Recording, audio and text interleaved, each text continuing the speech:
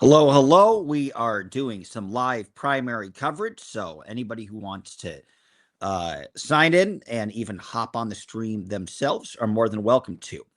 But we should know some results in about 5 to 10 minutes. But it's an interesting race. It's gotten a lot less attention. This is the Wisconsin governor's race we'll start with. It's gotten a lot less attention uh, than the Michigan primary did, than the Texas primary did. And that's probably because it's just a governor's race, so it's not terribly consequential.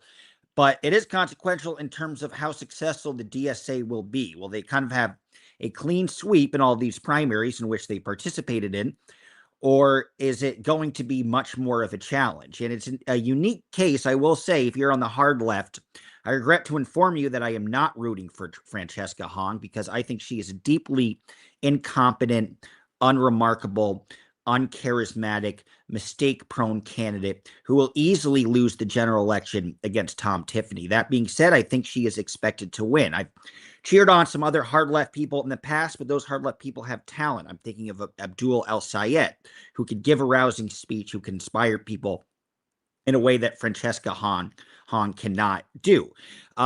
We'll get the results. Polls are about to close in about 1 minute. So in about probably 5 to 6 to 7 minutes, we'll actually get some tangible results. But let me set up this kind of interesting race. Uh, the Wisconsin governor's race initially started as an 8-person race. This is to replace Tony Evers. Tony Evers, interesting enough, in 2018 got elected and then 2022 got reelected. And on that same ticket, Mandela Barnes, who is a little more left than Evers, or certainly more left, although to the right of Francesca Hong. Mandela Barnes was the nominee, lieutenant governor, and he did not make it. He decided to run this time around, but he had a big scandal. And his big scandal was playing on playa. The great scandal that Mandela Barnes caused to drop out was that apparently he was using his influential position to have sex with various young women that he would meet on the campaign trail. Apparently, that's a disqualifier. The dude was single. I don't think it is, but it was a wild race. So the way it started out was there initially supposed to be 3 various frontrunners. Lots of scandal. Hey, Nikki, nice to have you. They're initially supposed to be 3 frontrunners. And it was going to be most likely Sarah Rodriguez. She was the lieutenant governor, is the lieutenant governor of Wisconsin.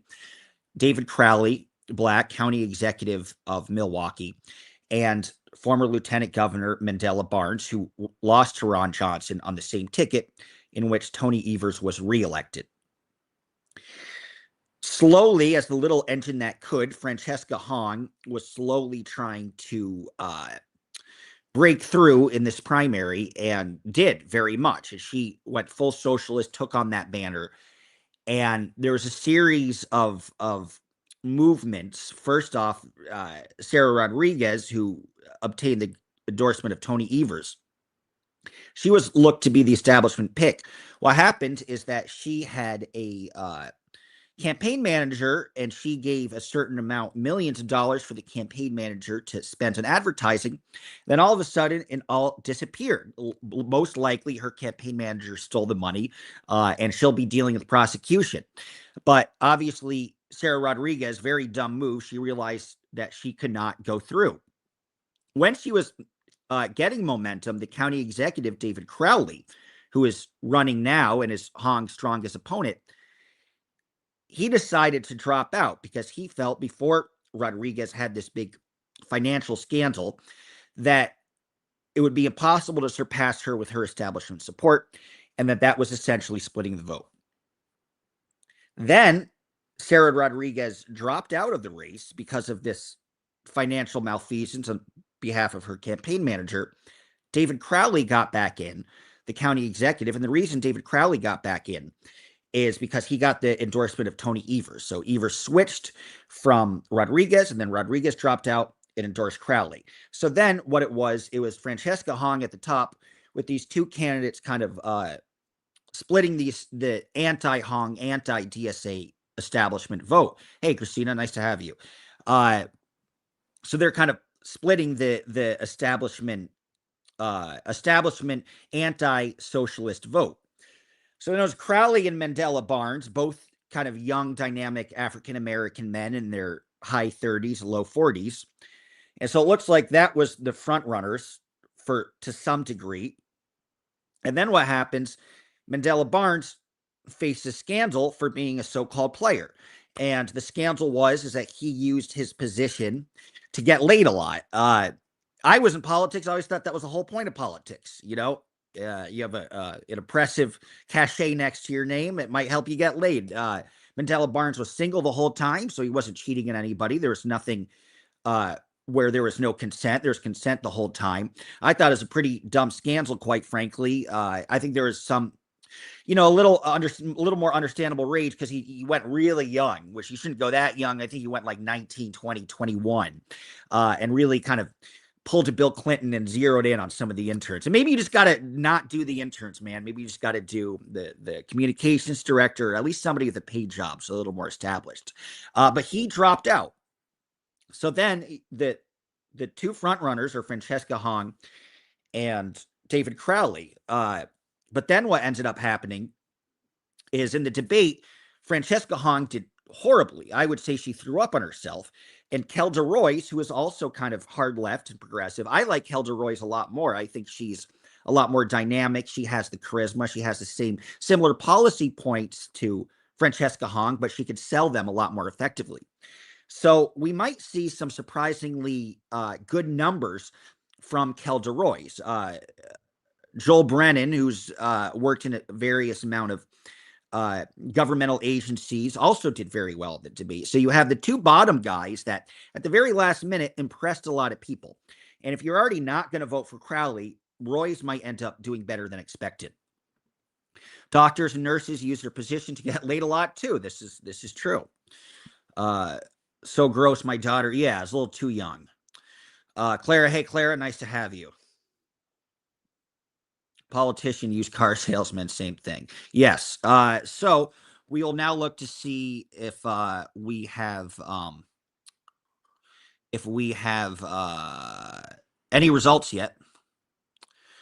Let's see. There we go.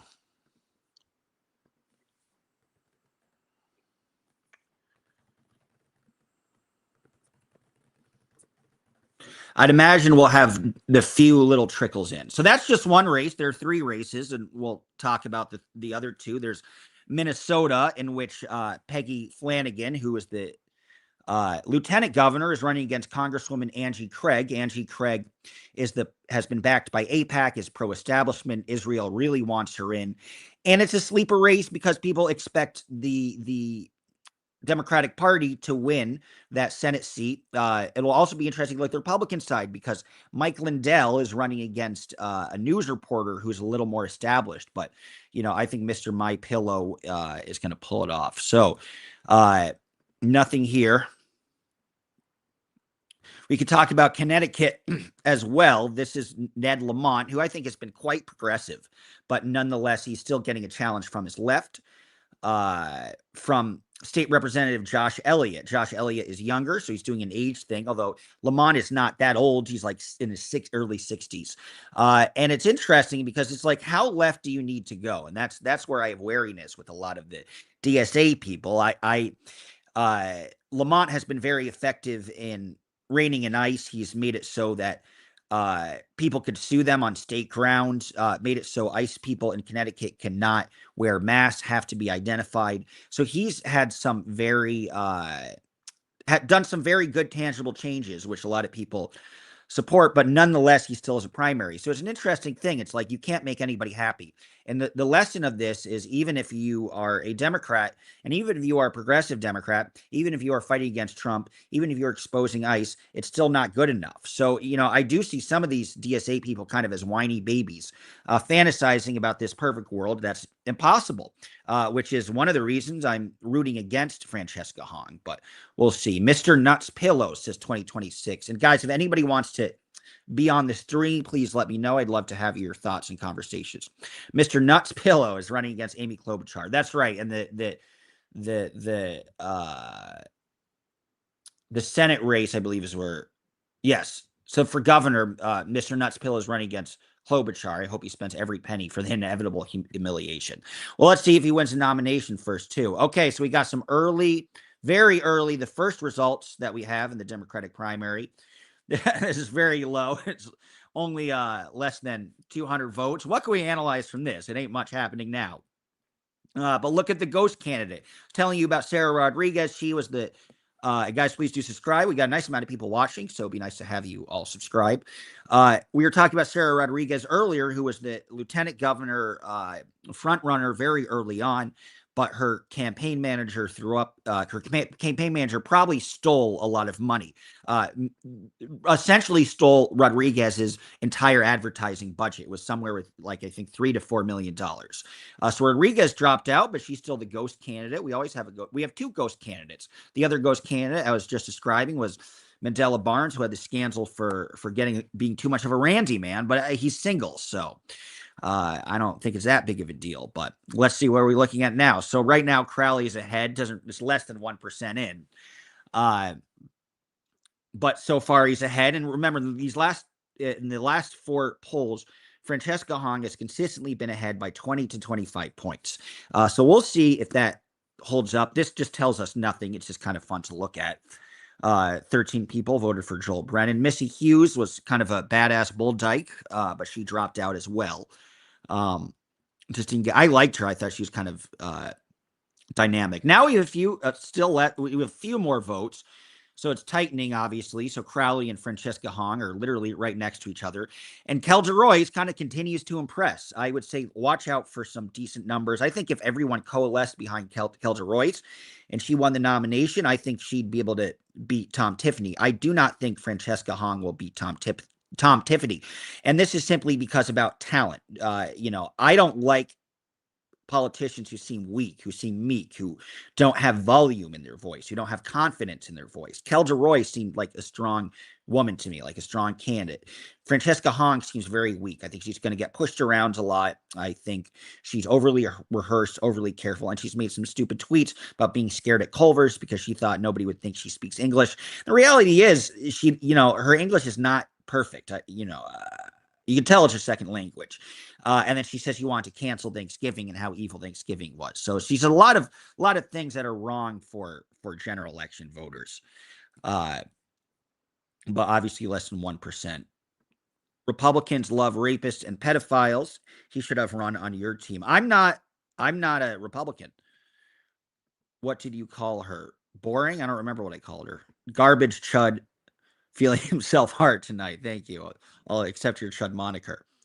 Tom Tiffany is a spineless election denier. I completely agree with that. Listen, I will say, if there's one person Hong could beat, it would be Tom Tiffany, because he's been, there's some Republicans who kind of stayed out of the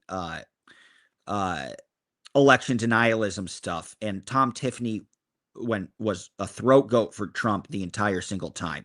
And people don't like people who are loyal to a higher figure. I think people are kind of this is true. Done with that. 2026 H1X says her English is better than Trump. This is true.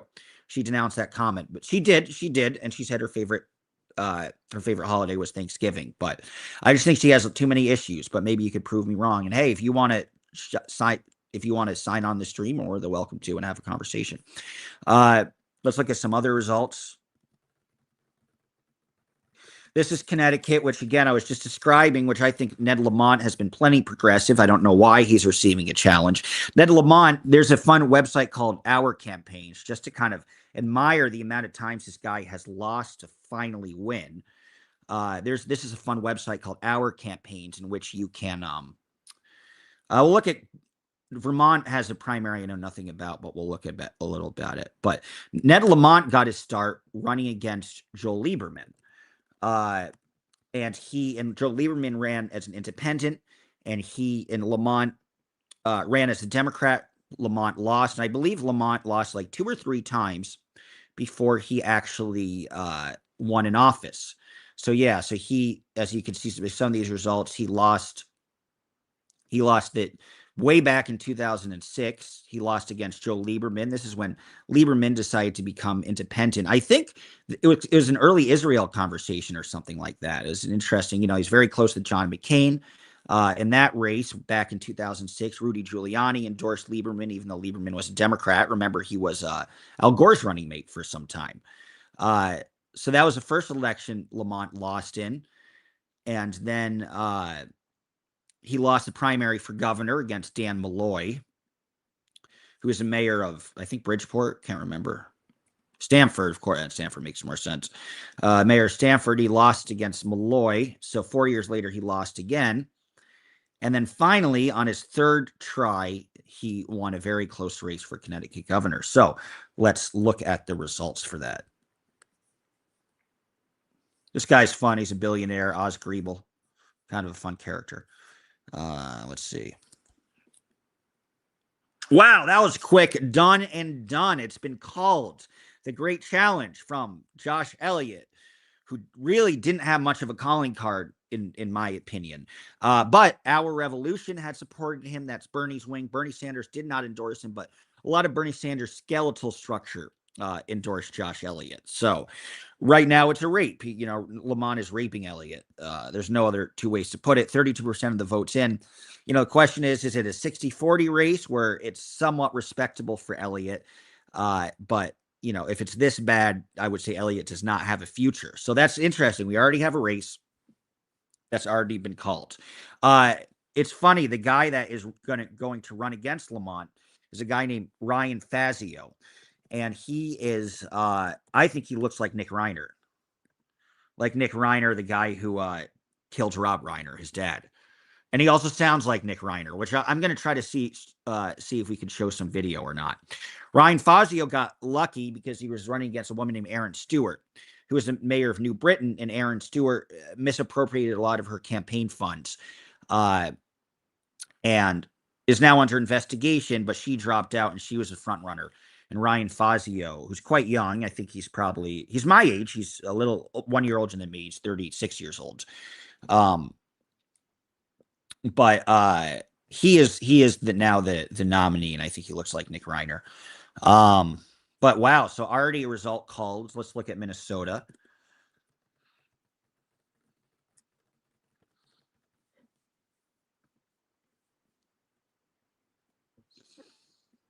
So not much has happened in this race, understandably. Only a handful of votes. This is Angie Craig versus Peggy Flanagan. Peggy Flanagan is also hard left, but Minnesota's not competitive. I think Peggy Flanagan is just a much more decent candidate. More dynamic in her interviews, can inspire people, is kind of charming.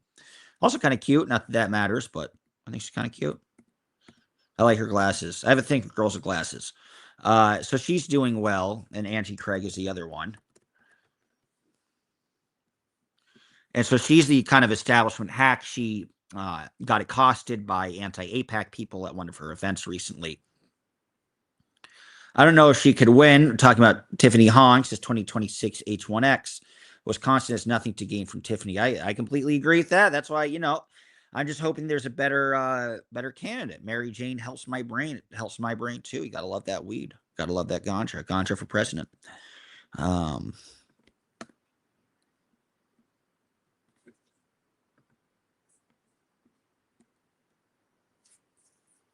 Unsurprisingly, Klobuchar is no.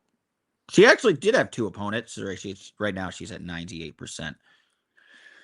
Let's look at a little more of Minnesota. Let's look how My Pillow is doing. He's a fun character. This is also another interesting one. Michelle Tafoya. So she's not running against Mike Pillow. So she's running for governor. She's actually a decent candidate. I doubt she'd be able to flip. Oh, no, this is for U.S. Senate. Sorry. Mike Lindell's running for governor. So Michelle Tafoya is running for U.S. Senate. She's been an ESPN stalwart. It'll be interesting. Royce White is a very controversial person, and he announced to himself he used to be an NBA player. He was, third round draft pick and then fell apart. And after about 3 to 4 games, he was kicked out of the NBA. But Royce White has made a joke saying he has announced himself to be trans to get in the WNBA. And he's made a lot of inflammatory comments, but is kind of a well-known figure amongst the MAGA right social media. Adam Schwarzy, I know nothing about him. But that's early. But Michelle Tafoya is probably a very good candidate, although in Minnesota in a Democratic year, I'd say anything like that is wishful thinking. So now this is the big one. God, I'm getting Michelle Tafoya and Lisa Demuth. I think Lisa Demuth is a state rep. So Lisa Demuth is running against Mike Lindell. Yeah, so she's a speaker. So she's the more qualified, competent candidate. And even if you lose, you want a candidate that makes your party look good and doesn't destroy it. And Trump has endorsed My Pillow. So here's My Pillow. And Kensal Qualls is an interesting Black Republican. Don't know too much about him. But that's kind of an interesting race. So right now, 45%. It'll be this will be interesting to look at, because does Lisa Demuth beat the Trump endorsed candidate, who's very bad, who is Mike Lindell? So that would be that's interesting. I mean, Keith Ellison as a primary, probably not much of one. Look at South Carolina.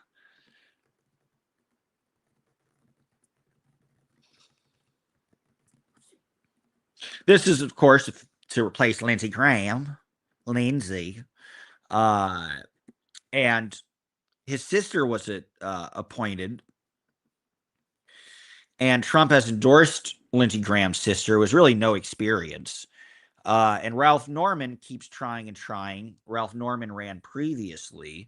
Let's see if we could find him. Also running in that race is Mark Sanford. And Mark Sanford, if you recall, was kind of once the front runner for the 2012 GOP nomination for president. And then he went missing in the woods. He went missing for 3 days, and then he said, I was just hiking the Appalachian Trail, whereas in reality, he was in Argentina having an affair with this woman, having an affair with a newswoman. At least he has good taste, age appropriate at least. So Mark Sanford blew up his entire. That is Jenny Sanford, who definitely spoke out against him and wrote a book about her husband and how awful he was, and went on the Daily Show and all these things. And that's the new wife. I think they've since broken up, unfortunately. All that for nothing. But she was from Argentina, but was like a big press person. So Mark Sanford also was one of only two people, him and William Weld, to challenge Trump in the primary in 2020. And he did very, very badly. But we're looking at Ralph Norman. So Ralph Norman keeps trying to do it. Keeps trying to. Well, that was quick. So there's already some results for this too. A close race. So if you want to look at it, there's going to be a runoff in South Carolina. This is not even the election before the election. This is the election before the election before the election. So there'll be one final election to choose a Republican nominee. And it's already been called with Darlene Graham and Ralph Norman.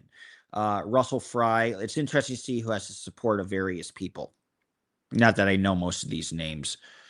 John Barrasso. So a lot of the senators in office, so she was very much the establishment pick. A lot of the senators in office, including Donald Trump as well, endorsed Lindsey Graham's sister. And so Ralph Norman has had a tough time. He lost to Pamela Everett, I believe, in a very recent South Carolina governor primary. But it was close. He did not make the runoff. She is Lieutenant Governor Pamela Everett and was endorsed by Trump, but she only beat Alan Wilson, the Attorney General, by 2%. And people think that Alan Wilson might very well beat Everett. So you do see that Trump's influence is winning, because he used to have all of his, not only would his endorsed candidates win, they'd win by 15 to 25 points. And in this election, South Carolina, to be a very Trump-friendly state, she only beat the non-Trump endorsed candidate by 2 points. And then Norman was back of the pack, but only 9 points behind. So Norman, and remember that crazy Nancy Mace, hot but crazy, gotta love it. She was running and did not do very well. So Norman is making a second go of it, and he has now since at least won the initial election for South Carolina. It'll be interesting to look at what the results are. Russell Fry was poor. Mark Sanford looks like he's only at 15%. I was just telling you about Mark Sanford. Don't cry for me, Argentina. CC Irwin said, I'm not much of a Republican and more identify as independent. Same. I'm not much of a Democrat, but I identify more as independent. But the Democrats are not an option after the mess Joe pulled. They all went along with it. Yeah, and I don't blame, a lot of people were annoyed by that, right? For him deciding to continue to run and putting his foot down and then not advocating for democratic process. I think if there was a stronger nominee than Kamala Harris, who could actually form a sentence and sound convincing and authentic and relatable and somewhat human, you could think of a Gretchen Whitmer or Josh Shapiro or something like that. I think they could have won in 2024. So the Democratic Party has half of it at least has such a deep love of falling in line and following orders, and it's almost like a dictatorship in that regard. So look up if there's any update for the Senate, so right now Darlene is about 10 points ahead of Ralph Norman, which is quite comfortable. But they already have the runoff. Let's look to see if there's any more Wisconsin results.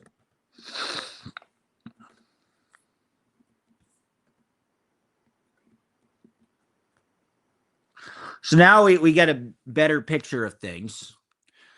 And I'd be happy if I were David Crowley right now. It's only 6 points in. Kelja Royce is doing better than expected, I would say. Let's see what's been. So this is Madison. This is gonna, Madison has, I believe, 300,000 people. Milwaukee has about 700,000. But Madison, which is a big college neck of the woods. Hey, you want to come? Sorry, my dog is here. What do you think? Do you like? He's a Crowley fan. Hey, come. Hey, good boy.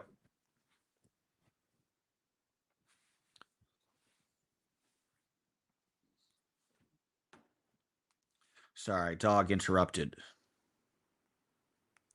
Tragedy. Dog says hello. Say hi.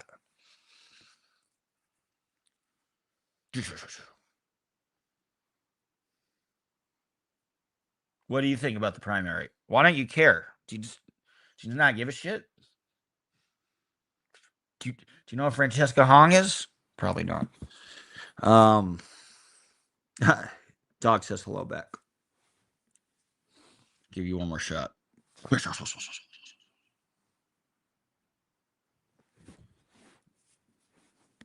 Maybe I'll just have the dog be in the picture and that's it. So, all right, let's try to reload this.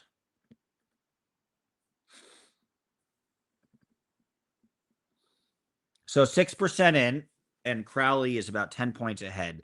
So here's what's going to be interesting.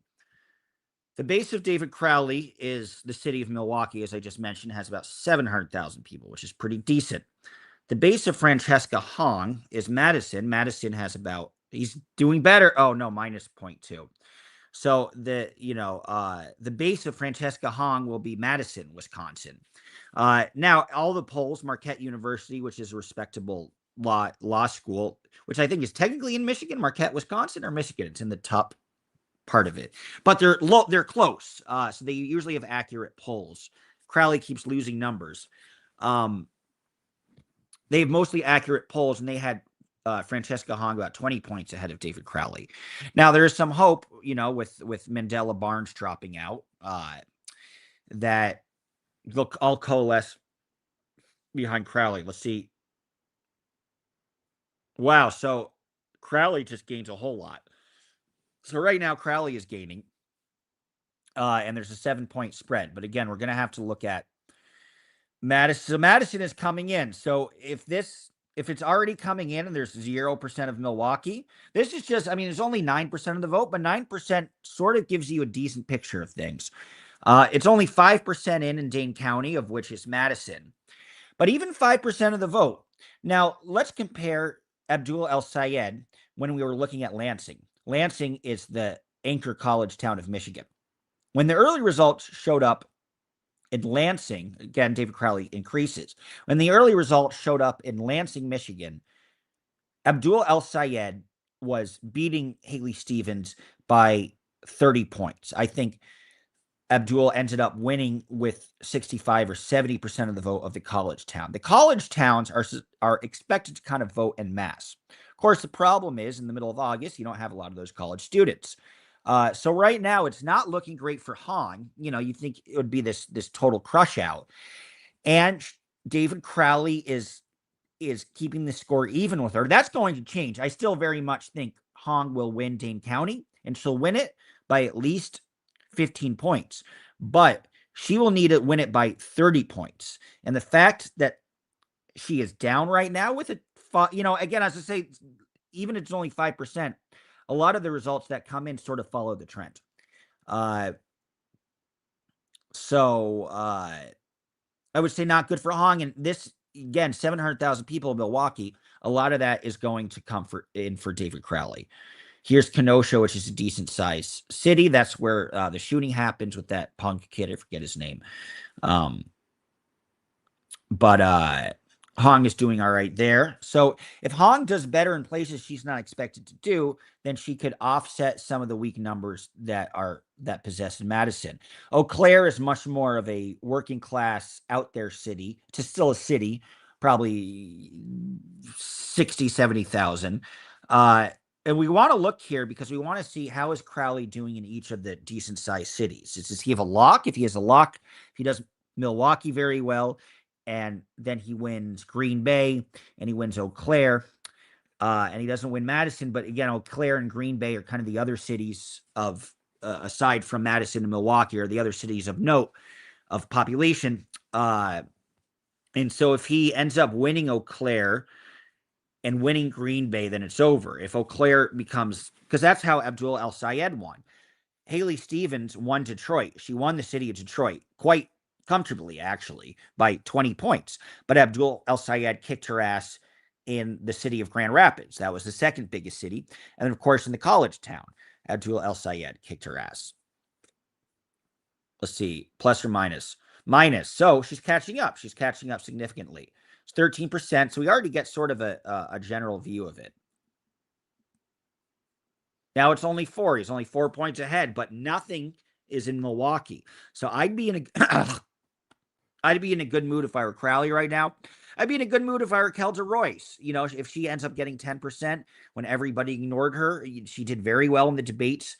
I would say that would be a decent success for her. Yeah, I remember when Joe sold sensitive tech to China. I've heard that too. Big scams to China. Democrats made bad with Wuhan, and then I got sad. Sorry to hear that. I hope you don't get Wuhan.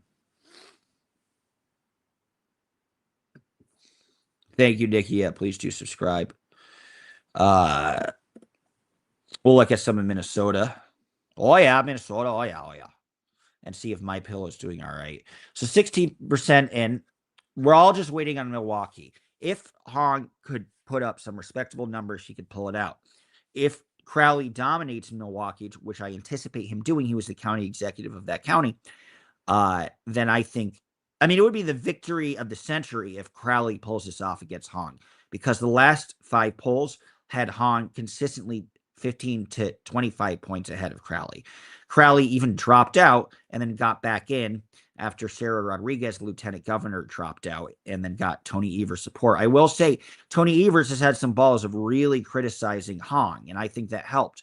Evers has been with David Crowley for the last week, almost every day. He's been talking shit about Hong, which is not great if Hong wins the general election, because Evers is popular and Evers doesn't like her. I'm sure he would endorse her, but he's talked a lot of shit about her, but it's probably significantly helped. And let's just see. Tell me, guys, if you could see can you hear this? Can you hear it, Papa? Can you hear me? Papa, can you hear this?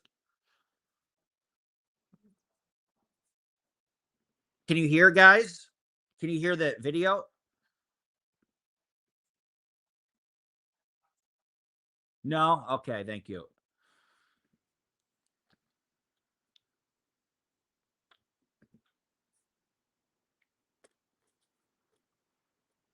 Does anybody know how to do that? Let me look it up. You can see how not text. I'm like a 95-year-old man.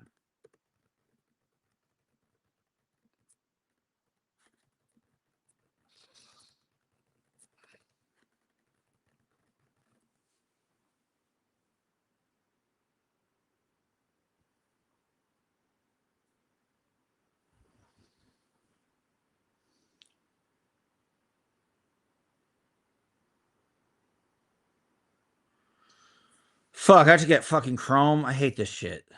Ugh.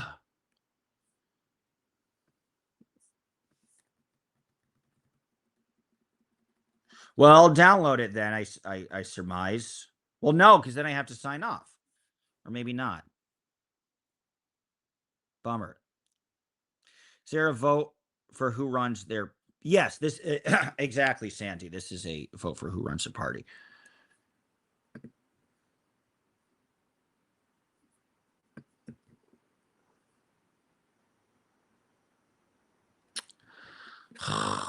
What is this? Safari.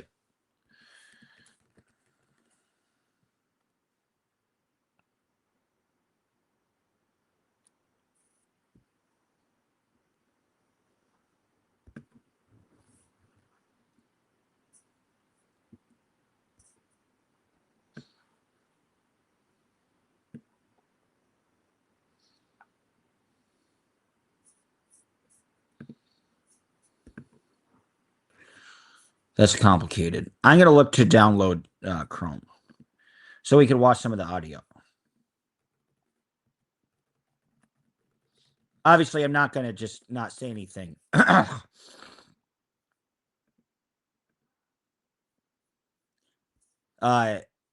Give me a moment, guys.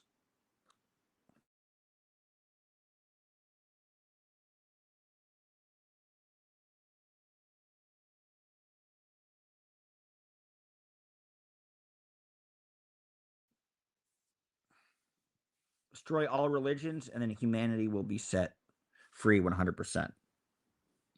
Don't give up. Breathe. Fine. So I'm going to download Chrome so we could try to look at the alternate audio of things. But let's see how well that works. Let's double check in Wisconsin again.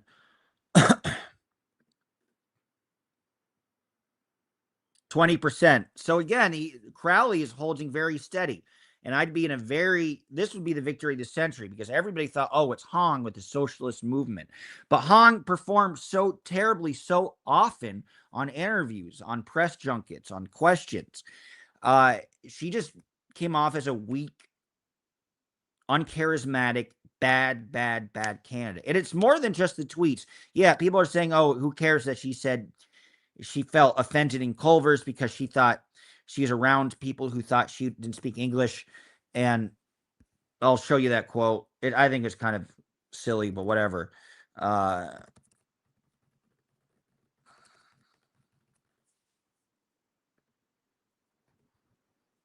It is kind of dumb, though. I see that folks are. Oh. Damn. So she's trying to make up for the real Culver's tweet. It's a great tweet, though. We'll find it. It doesn't matter that much. Oh, yeah. Okay.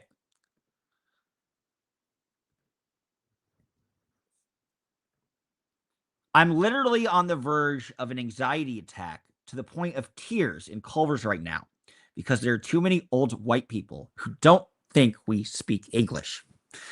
But it wasn't just the white people. It was more that trashing. I've been all around the country. Culver's is great. Trashing Culver's to a Wisconsinite is like trashing Whataburger to a Texan. You just don't do it. Or it's like when Martha Coakley, for some reason, she's running in Massachusetts, trashed the Red Sox. I'm eating chicken nuggets. Very cool. Hope you're enjoying it.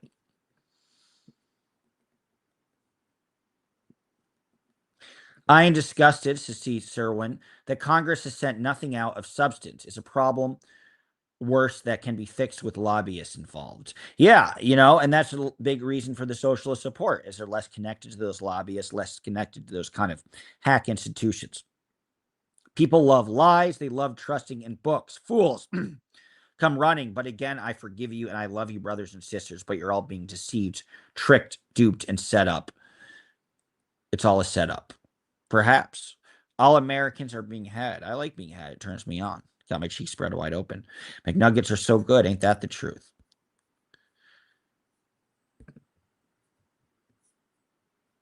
We're talking about sauces. Great. Can you win a lawsuit as a plaintiff pro se with AI? That's a good question. You mean using AI? You could potentially win a lawsuit, but where'd everybody go? How do we only have one person now? Damn. All you guys just left? Stop poisoning the motherfucking food in the world. Stop it, stop it, stop it, stop it. Enough with poisoning everything and stealing everything, says Golden. I had Culver's chicken tenders for suppers today. Very cool. So yeah, Culver's is not that's not Francesca Hong. I don't know who that is, but that's not Francesca Hong. That's like AI, where they try to get somebody AI. It makes her look way hotter than she is. They try to get someone AI, and it actually doesn't look like the person. So this is like, I hate that because they get AI representation. Like this is not. This is a hot Asian. This is not Francesca Hong. Getting tighter. Okay, so now we have some of Milwaukee, and it's not good for David Crowley if when a segment of Milwaukee is in, it's getting tighter. So let's look. Is Francesca Hong pulling up anything respectable, or is she not? So she's doing very well. It's an interesting topsy-turvy race where it's close in both cities, and it shouldn't be. Francesca Hong should have 65% of Dane County, the college town, and David Crowley should have 60 to 65% of Milwaukee County. But what you see is kind of a generally close race all around. This might get down to the wire, quite frankly. We have almost a third of the votes in, and Crowley is only 3 points ahead of Francesca Hong. This is already accomplishment for Crowley, because if reality truly reflected the polls, then Francesca Hong would at least probably be at this moment 10 points ahead of Crowley, but instead Crowley, who I think is a good candidate, even though his dummy dropped out. But she's already that, she should be much more ahead. This is an odd race where the usual expectations don't really tend to apply.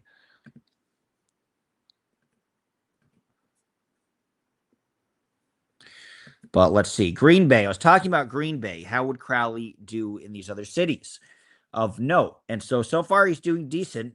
He's doing okay in Green Bay. Now it's even tighter. Now it's a 2-point race. And so he's doing respectably in Green. Nothing's close. That's the interesting part. And we already have a significant segment of the vote in. I mean, nothing's a huge discrepancy. Everything is close. There's no reliable base for either Crowley or Francesca Hong. I'd be nervous if I were Crowley with this number. I'd be very nervous. If I were Crowley, I'd be wanting to get 60%. But I'd be nervous if I were Francesca Hong with this number in Madison. Madison's smaller than Milwaukee. So if I were Hong, I'd be wanting to get 55 to 60% at least. And we already have a little less than half of the votes in. Can't get to my new comments. There we go. So let's look at some other races while we can.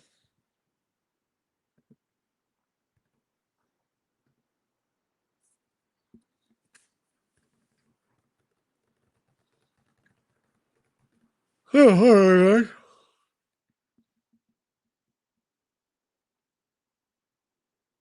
So right now, Peggy Flanagan has a decent lead over Angie Craig. I always like her. I like her glasses a lot.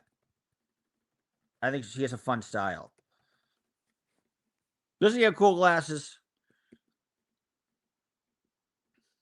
She kind of has this very hipster vibe. She has a nice smile too. She's good. She's a good public speaker as well. She's very liked. See, that's the thing that Flanagan has that Uh, Francesca Hong does not. Flanagan is likable, resting nice face. So Flanagan, I think is a very good candidate. Angie Craig has been outspending Flanagan, I think, by about 5-1. Flanagan has the Bernie Sanders endorsement, and so far she's about 7 points ahead. So let's look at the Minneapolis. Less than 1% in, so there's not a lot to really figure out. It'll be interesting to see who does well in Duluth. Does the establishment person do well in Duluth? Or is Duluth more white, angry, working class? A lot of that segment has gone to Bernie Sanders. Will they end up voting for Peggy Flanagan? Hard to say. Rochester, Minnesota, that's kind of the third biggest city of Minnesota. Flanagan is ahead in Rochester. So if you have Flanagan doing well in all these other cities, in addition to Minneapolis, it looks decent for her. It's only 11% in, but I'd be a little relieved if I were Flanagan. Well, isn't there Flanagan's in Florida? It's a good restaurant. It's a bunch of them.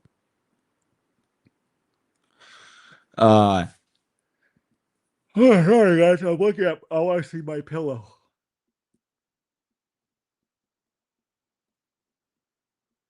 This is to run against Amy Klobuchar.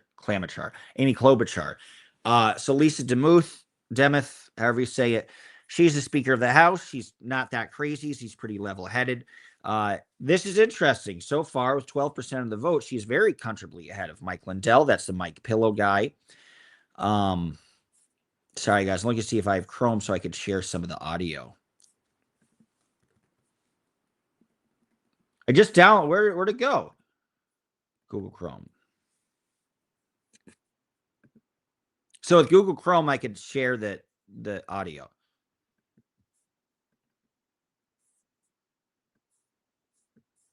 But I'm bad at technology, so I don't know if I could do this. Oh, I have Chrome now. So I'm going to try to change my StreamYard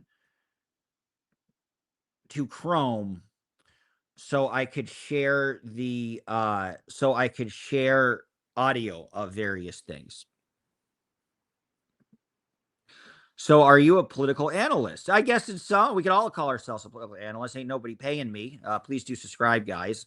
But yeah, I was involved in politics for a long time, in New York City politics. I ran for office, managed a number of campaigns. So yeah, I would say I have the ability to be an analyst, but I'm pretty independent, very independent. I voted the third party libertarian last time around. They didn't inspire cocktails and dreams. Word. Okay, so we're at Chrome.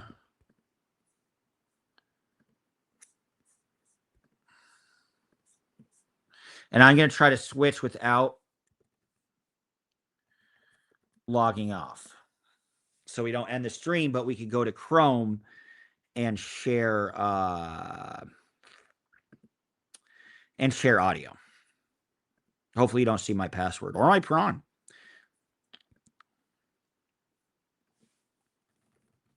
All right.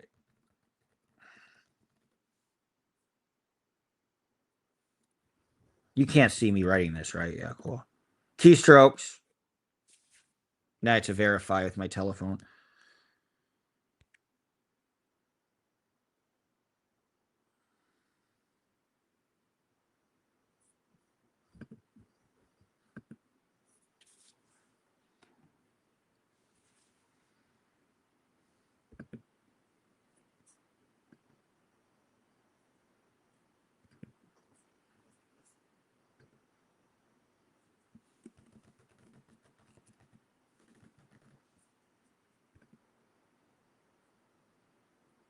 That's just two of me. Whoa. Huh. Oh, wait. Watch.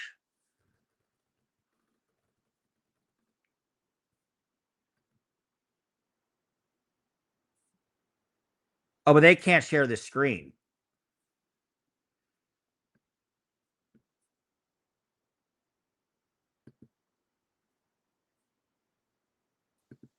So now there's two of me. Ah!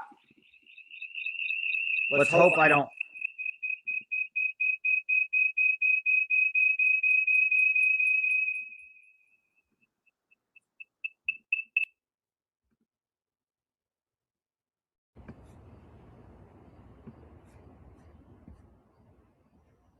Okay, cool. This worked. Can you hear me?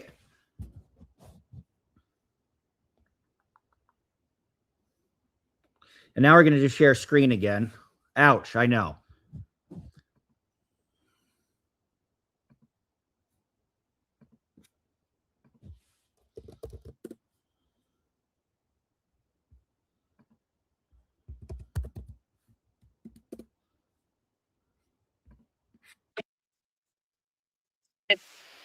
All right. Yeah, so you can still see me. Good, good, good.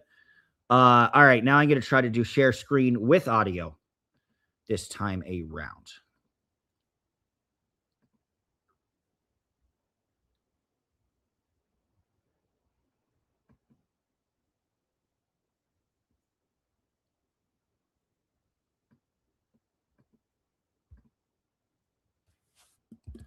You're going to see all my social security and password. Oh, well.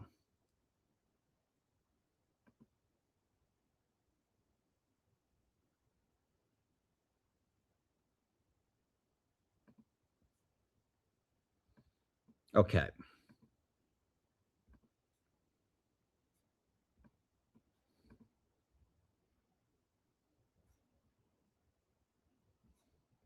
Oh, no, I need to restart Chrome. Let's see. This November. The primary is less than 2 weeks away. Polls Can you show hear? my next guest as the Democratic frontrunner for governor. She is a state assemblywoman and a Democratic socialist, and she is not shy Can hear. far left proposals. Take a listen to this. Rapid fire. Do you support repealing Act 10? Yes. Universal child care? Yes. Free school meals? Yes. Guaranteed pay leave? Yes. Abolishing ICE? Yes. A 1-year data center moratorium? Yes. Breaking up big ag? Yes. Public grocery stores? Yes. Right to repair? Yes. Legalizing Yes, cannabis? I am live Yes. vertical. Overturning Citizens United? Yes. A workers' bill of rights? I Yes. love A Hassan. free Palestine? though. Yes. Based And on Francesca history. Hong is a candidate for Wisconsin governor. And even yesterday, it looks like you will be the nominee, as another one of your closest competitors, who is even far behind you, has dropped out of the race. Is there anything in that list of what you told Hassan Piker that you disavow now? No. Okay. Is there anything in the DSA platform that you disagree with? Yes. Okay. What would that be? Abolishing the Senate. I believe it's nonsensical and non-practical at this time. Okay. Would you abolish the Supreme Court? No. I And believe in checks and balances. okay. So you consider yourself a democratic socialist, is that correct? Yes. Would you defund the Department of War? Define it? Well, I think Defund, it's a take away the money right. from the Defense Department? No, I think it's troubling how many times they've failed an audit, and they're one of the highest funded agency. And I think that stewardship of taxpayer dollars is incredibly important, that where there may be fraud, waste, or abuse, that we make sure to vet the agency. Okay. Would you advocate for public ownership of America's largest corporations, or those in Wisconsin? I have to say, first of all, we are incredibly proud of our Green Bay Packers, a publicly owned NFL team. But I believe there are some manufacturing and corporation that is irresponsible to have full control. Well, like what? I think I'd rather. No, I think it depends really on the type of mega corporation. We know that here in Wisconsin, we'd like to bring more middle manufacturing, that when jobs were sent overseas, when there was more desire for profit over the people of Wisconsin, that we can be selective and put working class people first when it comes to jobs and mega corporations. Do you think you would be able to recruit corporations to come to Wisconsin to then be taken over by the state government? No, I don't think that it would be responsible for the state to bring in a mega corporation. that would potentially be run by the state. I think that we want to create good jobs with good benefits and ensure that people have the freedom to pursue the type of life they would like. And I think when I talk to voters all across the state, it is so much about being able to take care of themselves and their loved ones. There is deep concern about people who get to age with dignity in our state. I care a lot about our seniors and making sure that we're one of the states where there's a great opportunity for great public education. Okay, so you say people want to take care of themselves, and I agree, but the socialist program is for the government to take care of people. And I know that you've bristled a little bit about anyone pointing out previous things that you have said, but I just want to show everybody on the board here. This is some of your far left posts. I would say they're pretty far left, right? It's, for example, you say abolish the Senate. You want ICE out of Wisconsin. I understand the abolishing ICE is something you probably still want, but you also said to defund the police 4 times. And you want to defund the police as a first step towards abolishing the police. Now, President Trump won Wisconsin twice. It is the ultimate purple state. I set my novel there for a reason. It is the place where you have to have the most appeal to both sides or to independent voters. Why shouldn't people take you at your word when you say that you want to defund the police and go towards abolishing it? Dana, first of all, I have to say thank you so much for featuring my home state in your novel. And I believe that as a democratic socialist, what that means is that I would like to put working class people first over How does defunding the police put working class people first? I mean, I think that you're about to enter into a general election, likely with Tom Tiffany, the Republican. That's not going to be an easy race. It's going to be very easy for people to put up on the board and say, you said abolish the Senate, defund the police, abolish the police. And why should they not believe that you would want to do that you would try to do that if you became governor?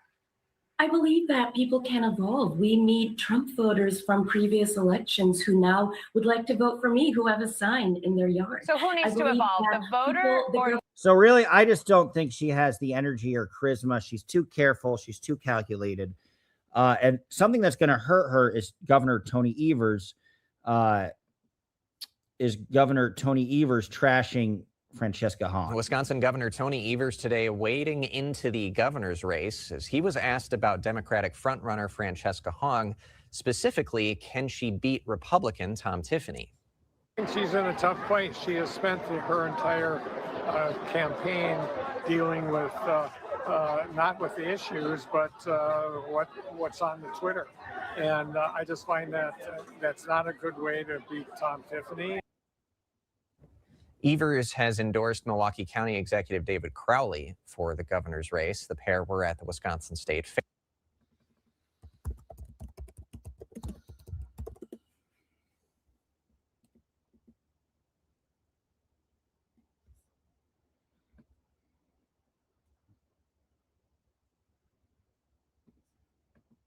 I'm Erica Crowley. I am the beautiful, intelligent Democrat. Let's just look at compare and contrast communication styles. But to boost one another. Because they've decided that they're deciding the Democratic nominee that they want to be in November. They're making an investment right now. And this should all be a 5-alarm warning sign to all of us. We cannot allow the GOP to choose the Democratic nominee for governor of the great state of Wisconsin. Period.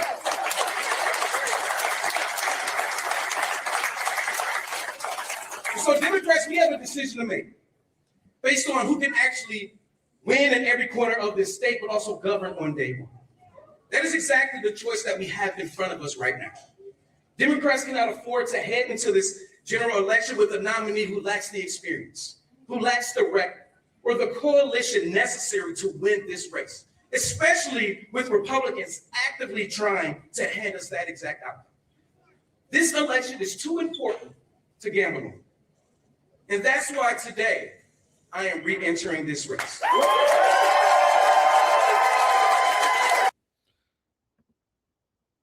So I think he's just to give you an example of his ability to speak. It's far better. And I think that matters in a general election, especially with media these days. Independent media, people filming you, a lot more opportunities to be on the ground and have people ask you questions and watch you.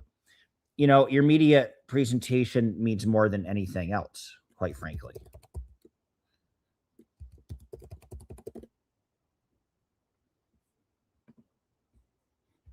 Let's look at some other results.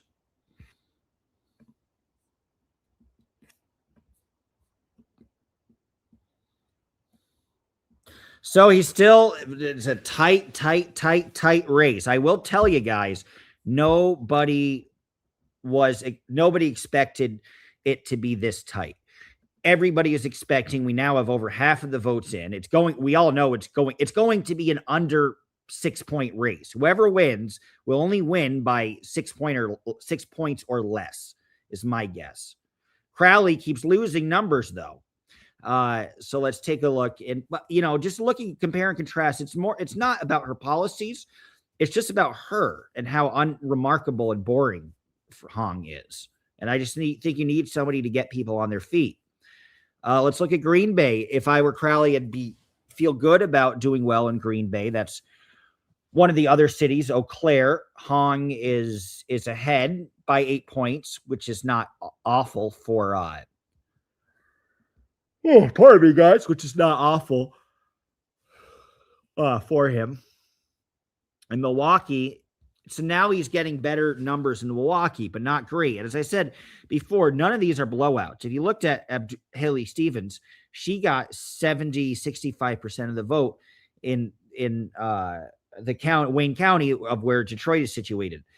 None of these people are sweeping their home bases. Maybe is she sweeping? No. So Francesca Hong is not sweeping Madison. Madison, a city of 300,000 people, is one of the most famous it's not a college town, it's a college city. It's that big.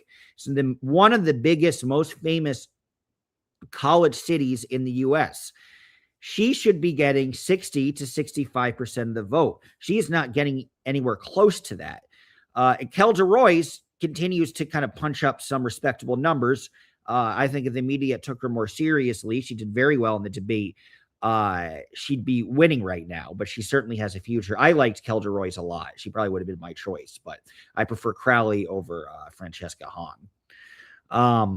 But 57% of the vote, and you really cannot say who's going to win. I'm going to say who gained, who lost. So she keeps gaining, she keeps gaining. But all eyes in Wisconsin. I mean, it's hard to say who's going to win. Everything is the two anchors, everything is close. It's hard to even make a prediction. So my prediction is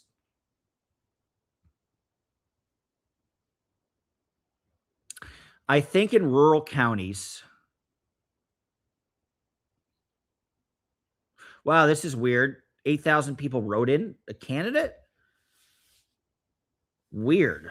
Wonder who or why.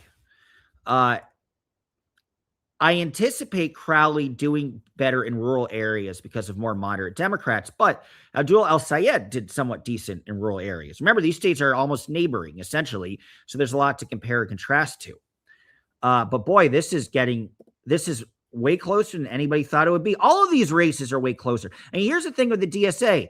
The DSA thinks they have everything on lock, but they keep limping. They were limping with Abdul El-Sayed. They won, and now they're limping with Francesca Hong. Crowley got it. I'm gonna say it's Crowley, but don't quote me on it. Interesting. Thank you. Lame as fuck piece of shit. I agree.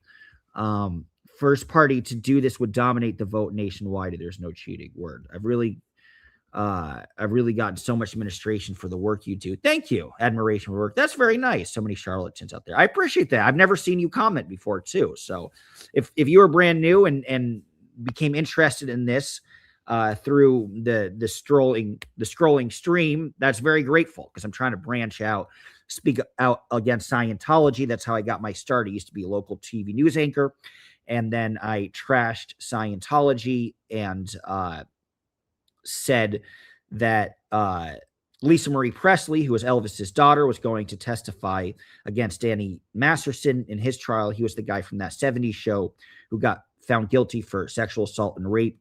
Lisa Marie Presley passed away, but before she passed away, she was on the witness list. So I noted that as a local TV news anchor in Arizona. And Scientology got so mad, they threatened to sue my TV news station unless they fired me. So that's how I got my start. And I got a lot of people on my side because of their hatred for Scientology, and decided to do a YouTube. But there's only so many topics with that, only so many things with that topic you could discuss, and politics really is my passion. So if you are new and followed me because of politics, I thank you profusely, and please do subscribe, guys.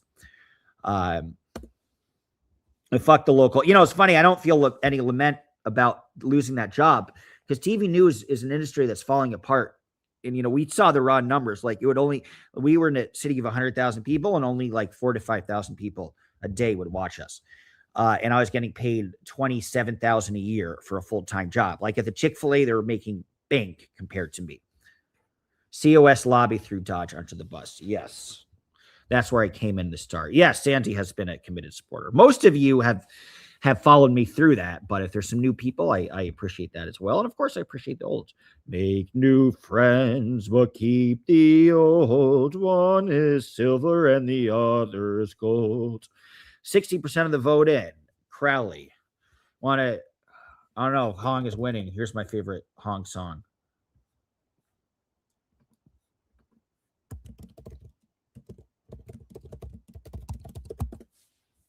Dedicate this to I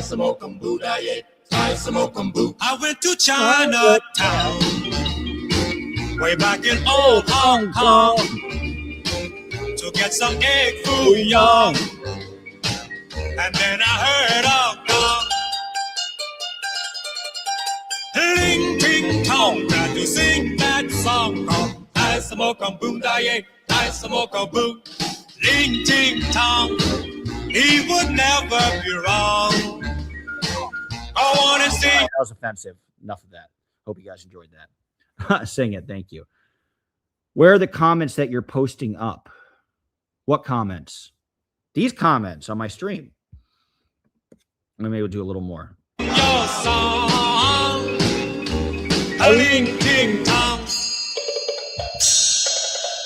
a ling ting tong. Try to sing that song called I smoke a boom da ye, I smoke a boom.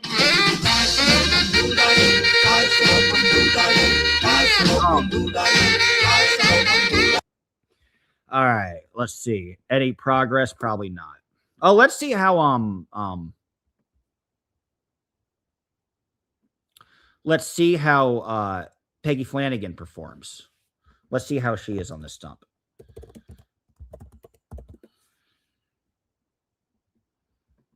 Good evening, Minnesota.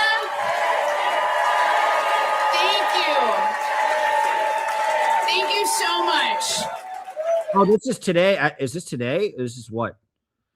13 hours ago. So this is Peggy. Peggy has been made this race all about AIPAC, which is quite smart. She's not wearing her glasses, which makes me sad because I love her glasses. Bummer. Let's look at her glasses one more time because I love them. Like, aren't those the cutest glasses? She should be wearing her glasses. That's okay. Let's see how she speaks. I've seen her speak. I think she's pretty good. Good evening, Minnesota. Thank you. Yes, Andy, Thank you so much. Thank you.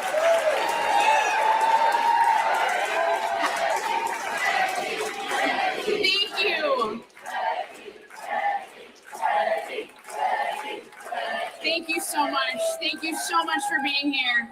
And like Elizabeth Warren, right? Buju, Peggy Flanagan, and Jishna Kaz, Yishuwebada McQuay, Indigo. Guababe, Ganikag, Najunjaba, Mangan. My name is Peggy Flanagan. My Ojibwe name, or my Native American name, is Speaks in a Loud and Clear Voice Woman. She does. She speaks in a loud and clear voice. She is loud and she is clear, unlike this little mouse, Francesca Hong. Don't be a mouse, guys. I'm a member of White Earth, and my family is the Wolf Clan. And the role of our clan is to ensure that we never leave anyone behind.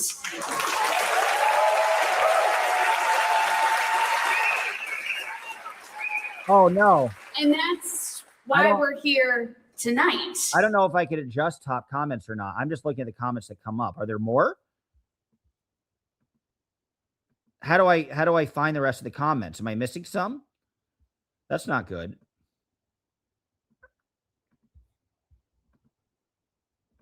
And good evening, Fox 6 investigator Brian Polson at the Wisconsin Live Desk. Now 7:48 on August 11th. We are. Good evening, Minnesota. Thank you. We already have a victory speech. Just showed up. I just saw it in my thing. This is Ned Lamont. For governor, he wants a third. The country. And organizers.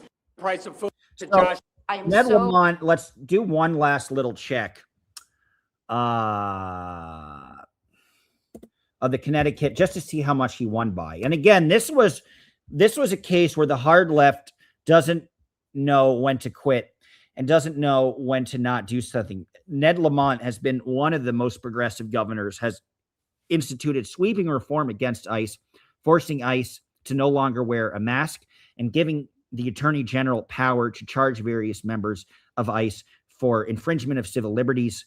And he has also made it so ICE cannot enter anybody's home with an approved domain, your right to your domicile. So he is raping Josh Elliott. Josh Elliott was supposed to be the young, dynamic guy, did not make it. So let's see what Lamont has.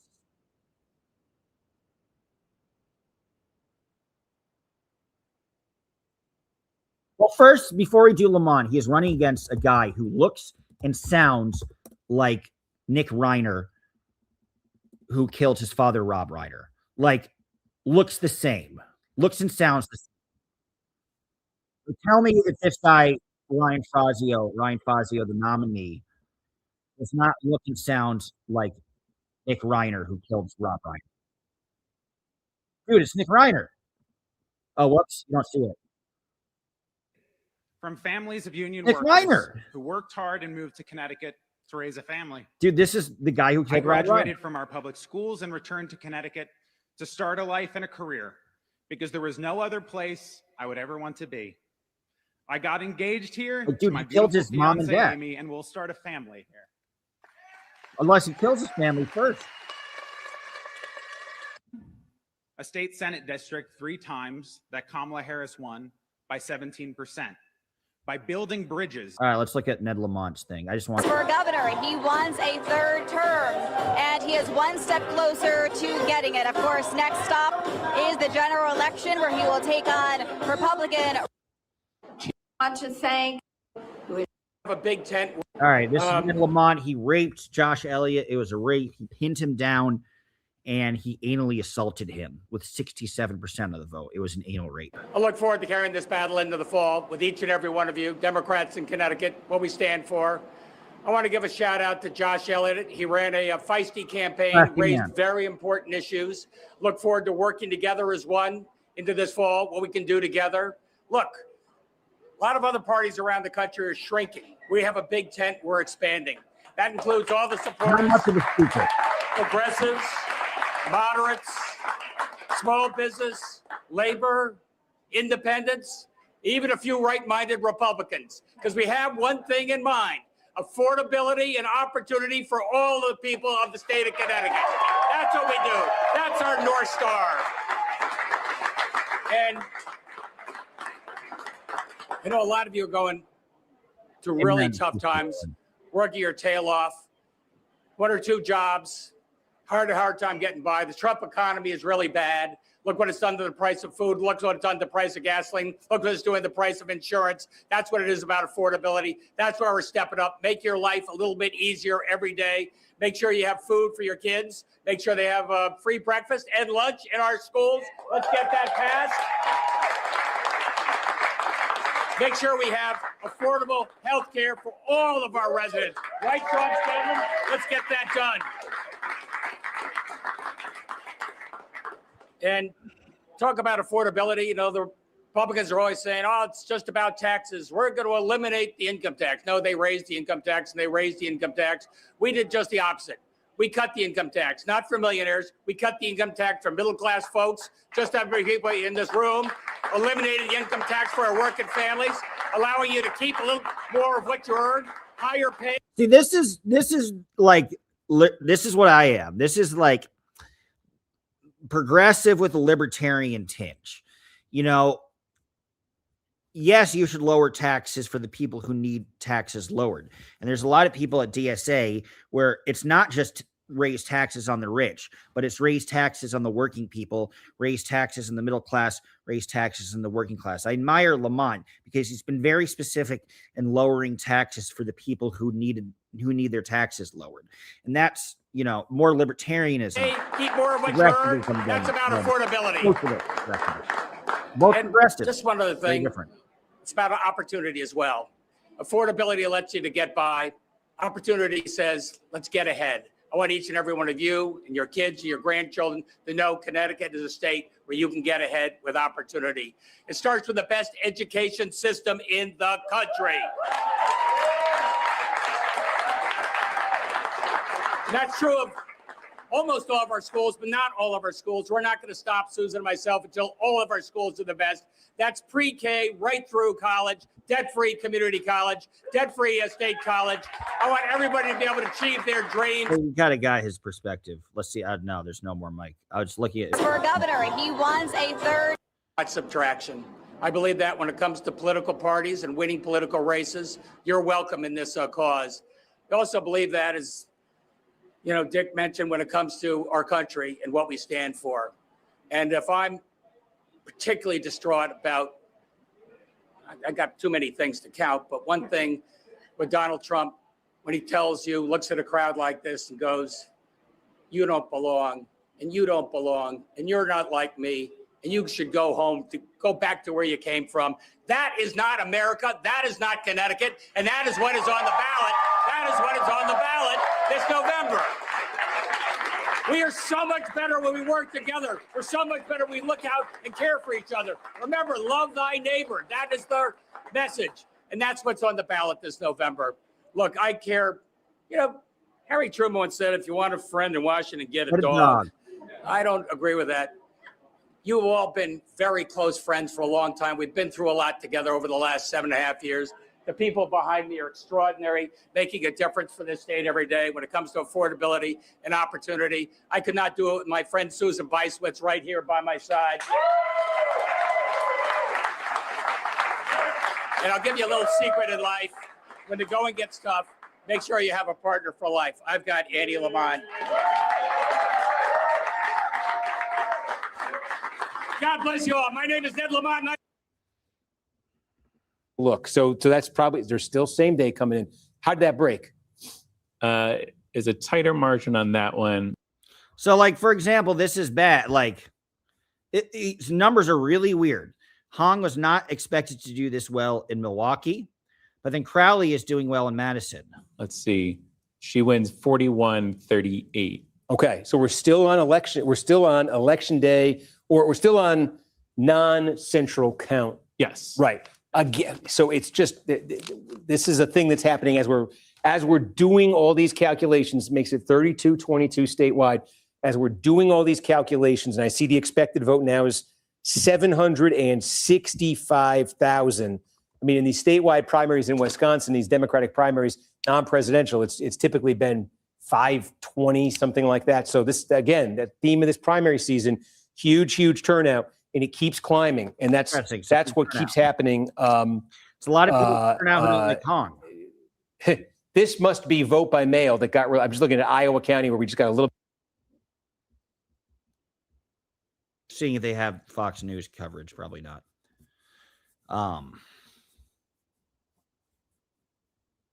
So Crowley, another vote drop just happened, and Crowley ends up now they're only 0.6% from each other, which is.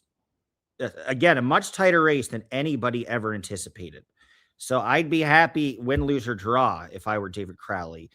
And you'll have Francesca Hong limping to the finish line. This is kind of reflective of Michigan. The DSA might have more bark than bite. Of course, so far they have won with Abdul El Sayed, but the last poll in that Michigan race had Abdul El Sayed consistently ahead by 15 to 20 points. What does Abdul El Sayed win by? He simply wins by 1 point. So the DSA, you know, the polls look stronger for the DSA than what they are in reality. Now, that didn't necessarily reflect the congressional races in New York City or Denver, which wasn't that close. But everywhere else, if you look at statewide things, it's hard to translate progressive socialism into something statewide. It just is. Oh, I meant to share this tab. So as you can see, it's a very, very close race. Madison, again, this is supposed to be Hong's bread and butter, and she's only beating David Crowley by 6 points. But the bread and butter is supposed to, in Milwaukee, is supposed to belong to David Crowley, and Crowley is only winning by a point. So there's some outer suburbs. Let's see. This will be indicative because is it true that the suburbs are more scared of socialists, vote against? Crowley is getting better numbers in the immediate counties outside of Milwaukee. Racine is a significant suburban county. They have their own city, Racine, but also kind of a suburban Milwaukee county. And so it'll be interesting to see, does David Hong strengthen the numbers in the suburbs? If he strengthens the numbers in the suburbs, which it looks like he's doing, then I think he should be kind of comfortable because Racine is a good amount of votes.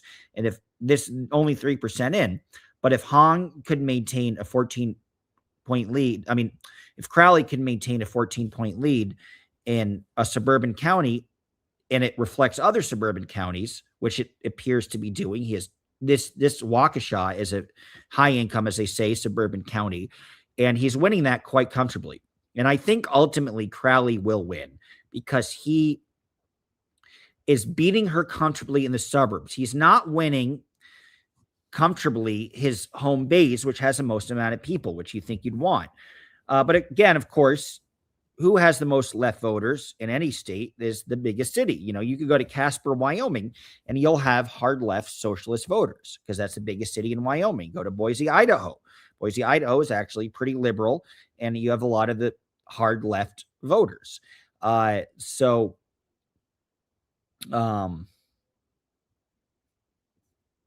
know, this might fall upon similar lines. And we're looking at Eau Claire. This is good for Hong. She is winning Eau Claire by a decently comfortable margin, I would say.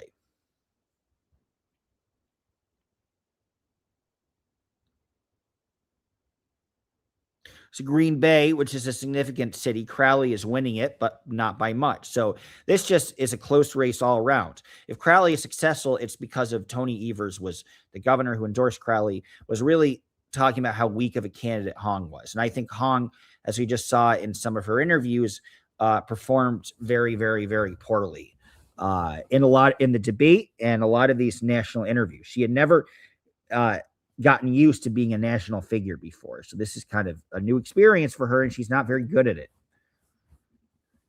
Abdul El Sayed is good at it, right? She is not. But this is razor thin the whole entire time. I don't even know if we'll get a result tonight. Hard to say.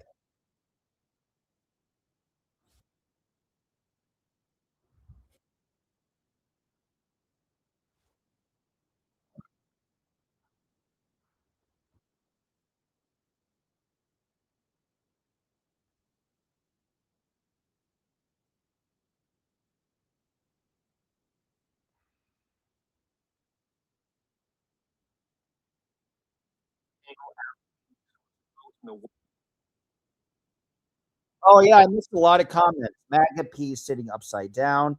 Got Hong, flat earther. Yeah, Angie is a bit scary looking. She is a bit scary looking. I think Flanagan's kind of cute. Oh, there's a lot of comments I missed. How do I allow all comments in my StreamYard?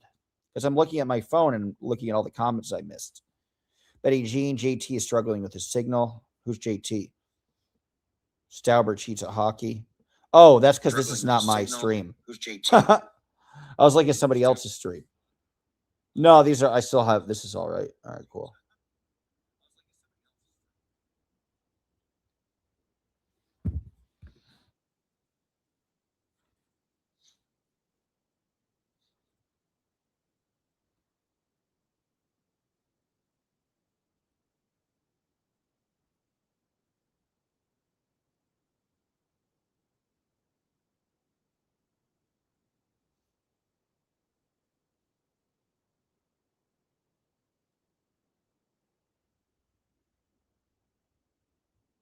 28. So this is good for Hong. If there's still a lot to be considered for Madison, then Hong is in a better position. Although, again, she's barely winning Madison.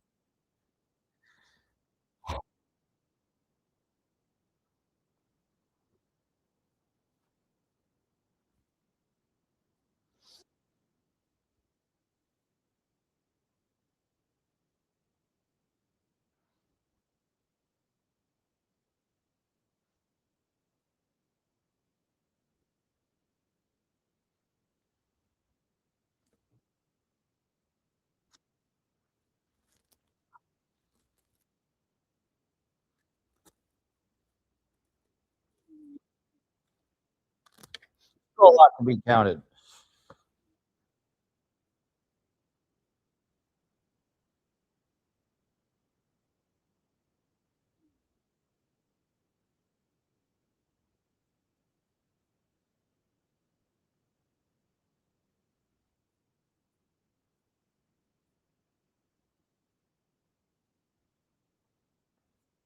Let's look where Douglas County is. Where's Douglas? Where is Douglas? Fuck if I know.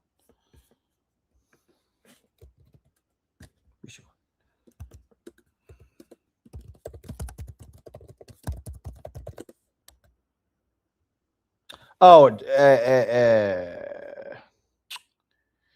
it's south of Duluth, which would be like way up. Yeah, right here. So this is interesting. The reason that Kornacki is talking about Douglas County is it's quite rural, although it's across the way from Duluth, which is a real size city. I think Duluth has 100,000 people, but this is certainly. But Duluth is so isolated, right? Duluth has 100,000 people, but there's not a lot of suburbs or anything like that. And this is across the way from Duluth in the other state. But it shows a close race between Crowley and Francesca Hong. And we're all, it's interesting to look at the rural stuff because Wisconsin is so rural. They have really kind of 4 anchor cities. And then beyond that, it's a very, very isolated kind of state. It's closer to Canada to become just much more isolated. So you look at all the rural counties, which a lot of the results have not come in. Only 65% in Lincoln County, only 59% in Price County, the lot 95 is plenty, only 2% in Forest County. So you already have Milwaukee, which is already 84% in. And you already have Madison, which is 90% in. So you already know the results of the 2 most significant cities, which means you get a general very good idea as to how the votes will go. With that being said, there's still 30% of the votes to count, which there's going to be a segment in Milwaukee, which is a tight race this entire time, and a segment in Madison, 10%. But if Crowley keeps all of these outer counties, and most of these outer counties are green for Crowley, then I think Crowley's going to win because if there's a general trend of Crowley, now the rural could go either way. Rural voters could be more careful, less extreme, wanting to vote for the best general election candidate, and I feel that's Crowley, and they would feel that's Crowley.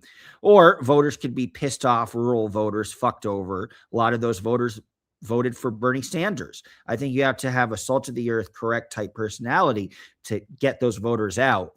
And I don't know if Hong has that, but that's an aspect. But all of these counties are green, green, green. Green Bay, Crowley should not be doing well in Green Bay. Green Bay is supposed to be pretty liberal. Green Bay Packers is a socialist football team, not black at all, and he's winning Green Bay. Eau Claire, Hong is winning more comfortably. That's good for Hong. This is a real city, but it's more of a rural area. Although they say it's a college town. I can't remember what college is in Eau Claire, and Madison is a very famous college.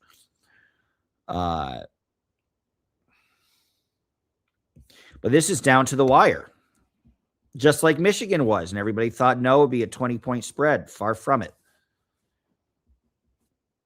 God, they're only 0.10%. There's only a 0.10% discrepancy. That's it.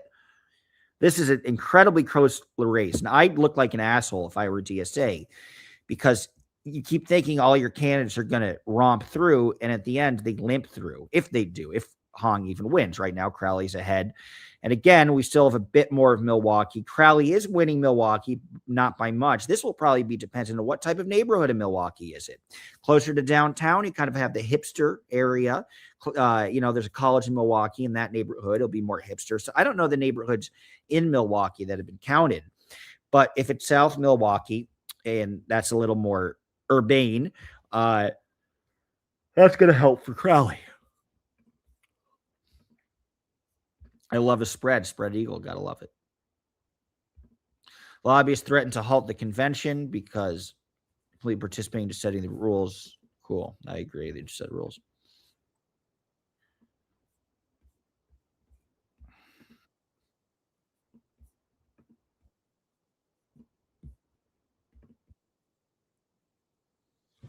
See, you could watch this and there's no commercials because this stream is not monetized.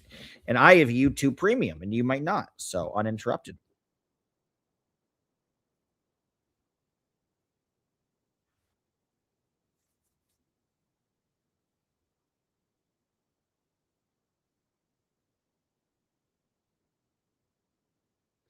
So if this is, I forgot this. So this is across the way on this county that Kornacki's talking about.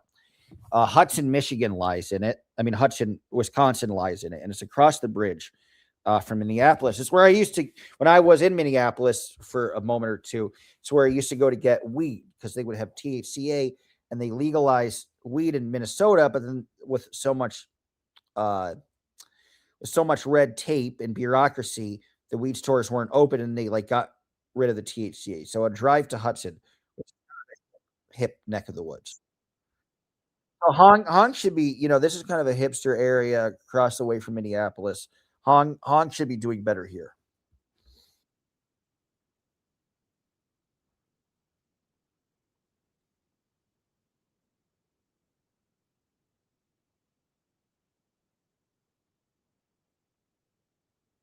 Hennepin is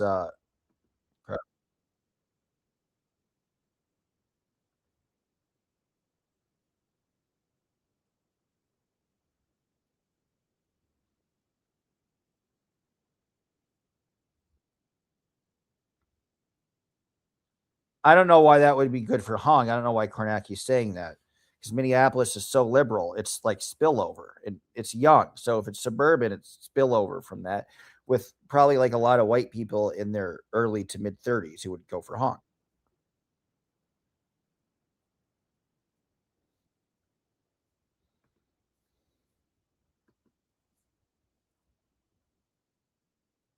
I know. How the fuck do you fill this space? That's what I'm wondering.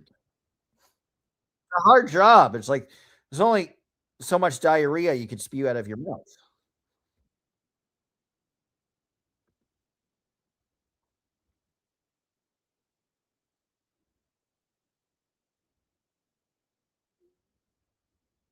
So that's what he's saying. Dane County, this is where Madison is.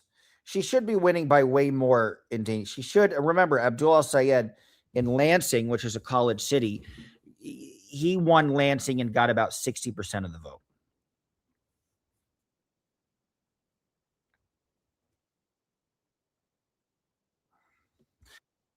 Absentee might be a little more high end, might favor Crowley.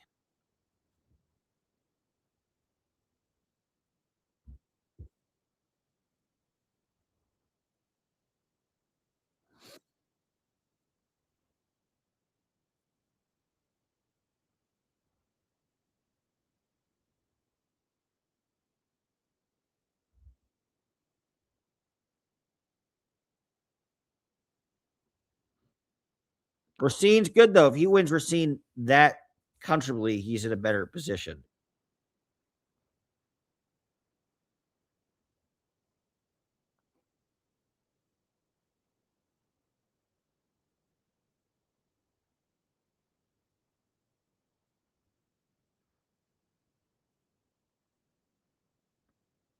So let's look at some other results. Let's go back to Minnesota. We haven't talked about that in a minute.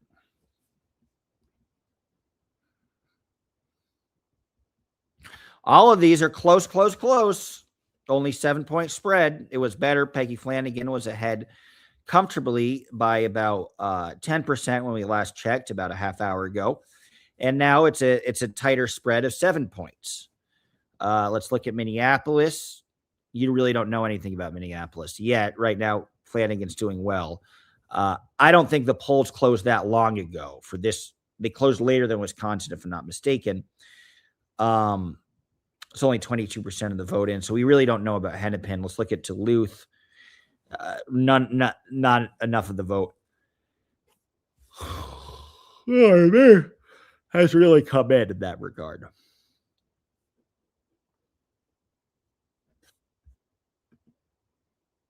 Let's look at MyPillow.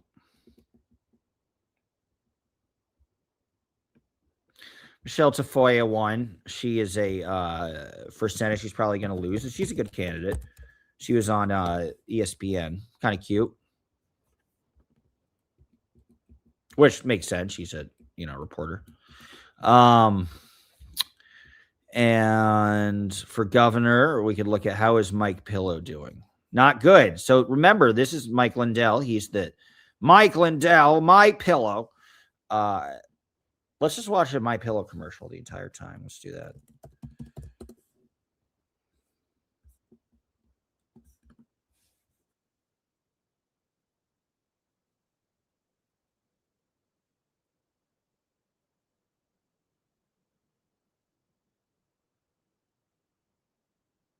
Right here in the USA. Every MyPillow is made with passion here in my home state of Minnesota to ensure you get the best sleep of your life.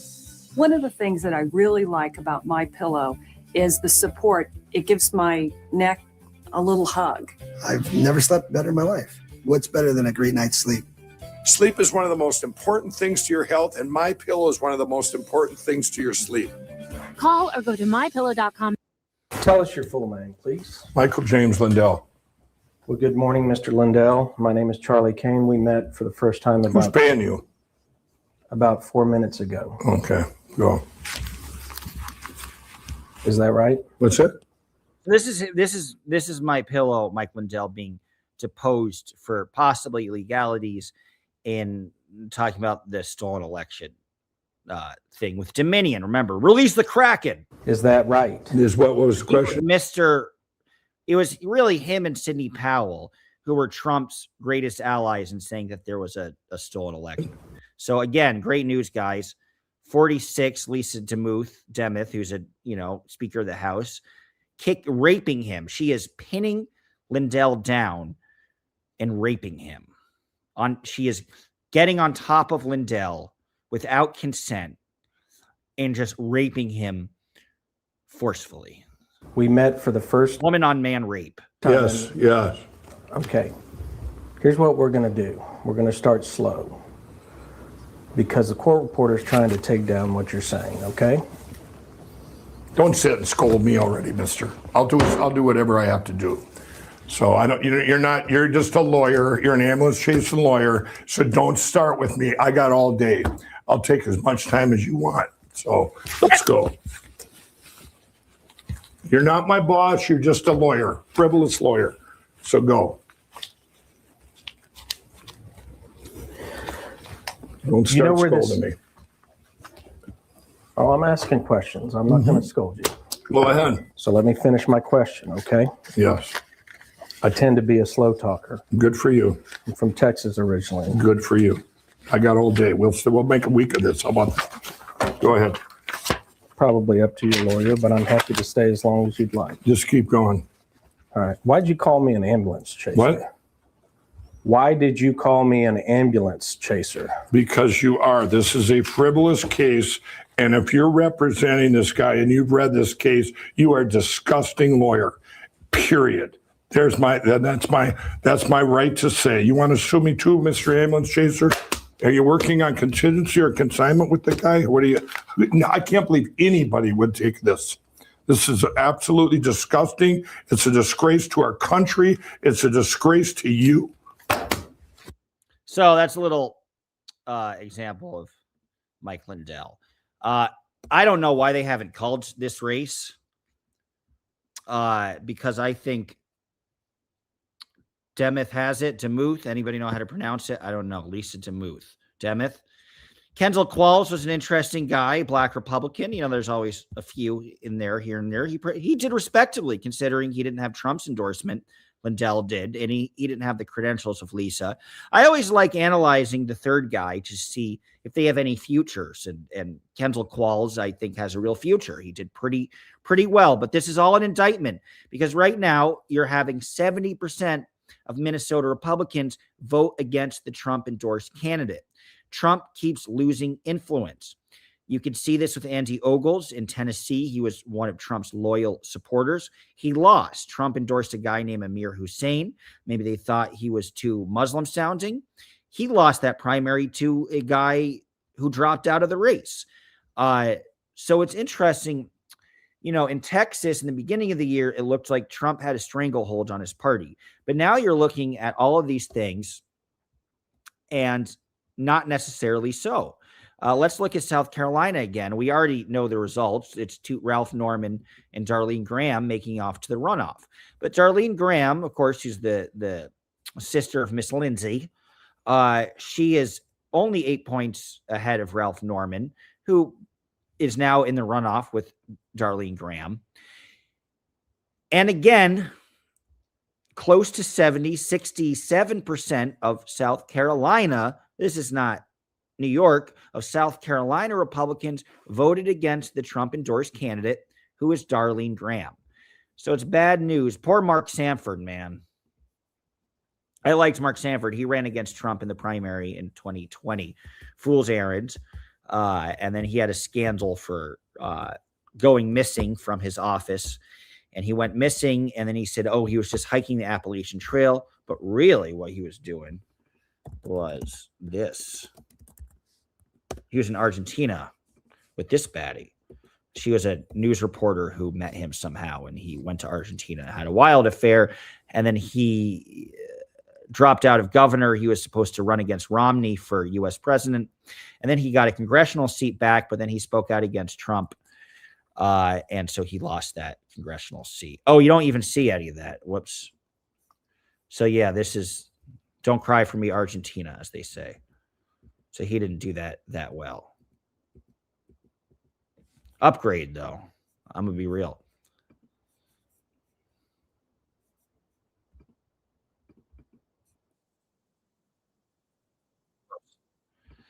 Let's see if anybody's done any concession. Not many, because this is interesting where there's not many results yet.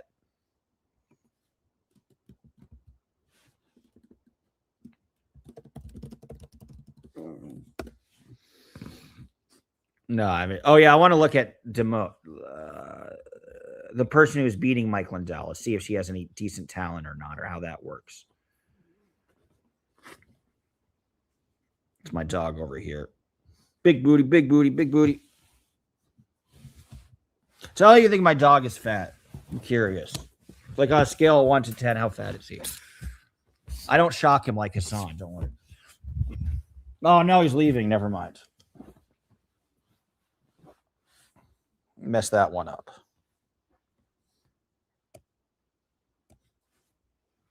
Maybe you can still see it. Hey. I don't know what he's doing. Do you see him? Maybe. Maybe not. Oh, you're going to throw up again? Hey. Oh. Throw up in the bag. Throw up in the bag. The dog's throwing up, guys.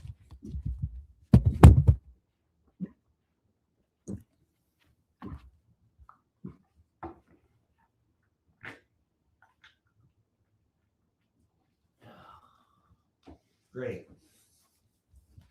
Well, my dog just threw up. Can you see it? Oh. Why you do this? Why you just throw up on the carpet? Why can't you throw up in the bag? Why can't you throw up in the bag, dude? Oh. Damn it. My dog just puked. I'm going to have to clean it up. Too many burritos. Yes. He is chunky. Yeah, he's a little too heavy. He throws up. Dude, you're menacing. You want to give analysis? What if I'm just going to have the dog here? They'll think the dog's talking. Dude, you're a problem child. He did eat like a bunch of ribs, so maybe that didn't help.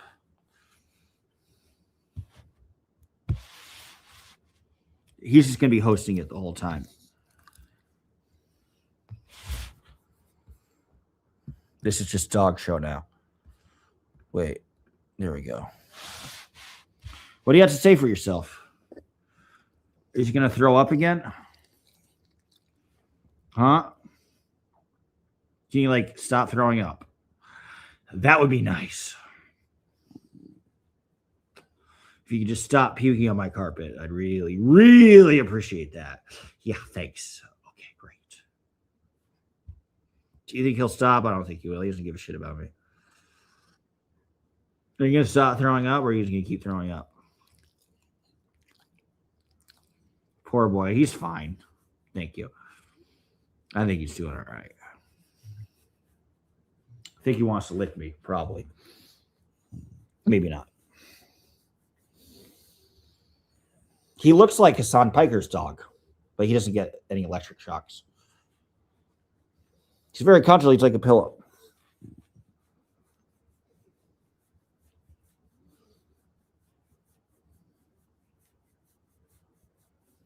I have to clean this puke up. I have to clean up your stuff.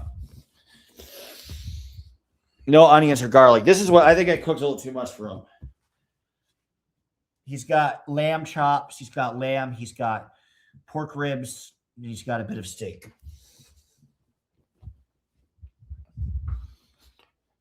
Dodge adopted dog in Mexico. Yes, and dog gets detachment stress when dad's not home or with dog. He's pretty good. He's been left alone enough where he was like that early on, but now he's not really like that. He's okay alone, which is nice because he's been alone a fair amount because it's been too hot for him to walk. I have to clean up this puke. Then we'll get back to the results. Ugh.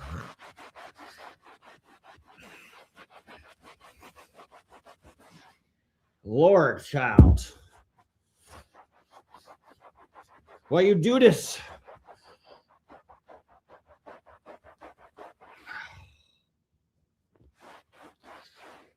Oh, I should do a double. I should do a little more. Damn dog, fucking my shit up. Oh well. No seasonings. Yeah, it's okay. Don't feel bad.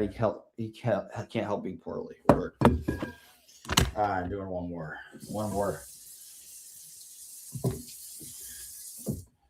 One more cleanup.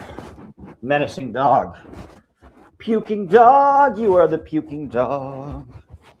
What do you have to say for yourself, dude? Huh?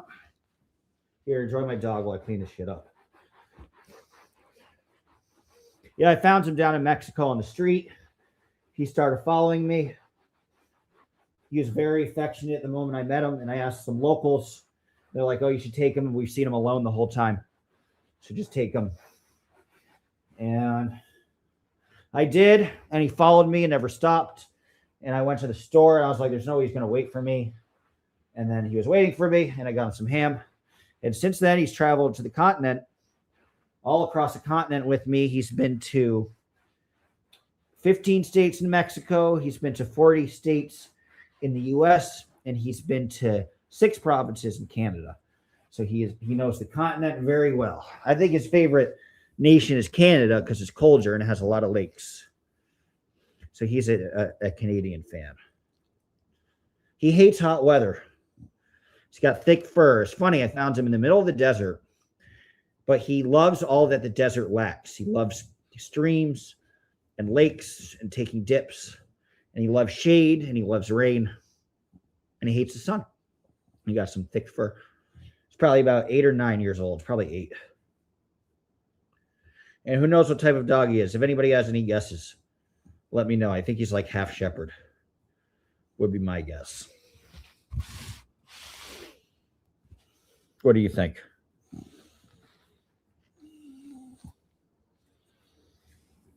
And he likes when I scratch him. He'll like, all right, I'm scratching, so now I'll scratch.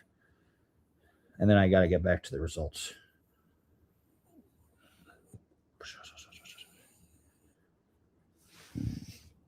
Like you're enjoying it. I got more shit to do. Okay. Now that we got all that out of the way. Puking disaster. Oh, yeah, I'm wearing pajamas. You got to see my pajama bottoms. That's funny. All right.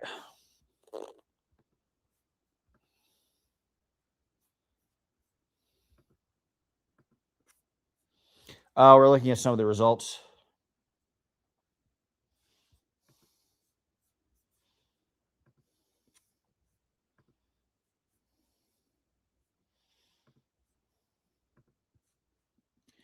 Let's look at Minnesota again. So again, we have Mike Lindell, but we don't know if Lindell is like, I hope he does a concession speech because he's probably going to lose.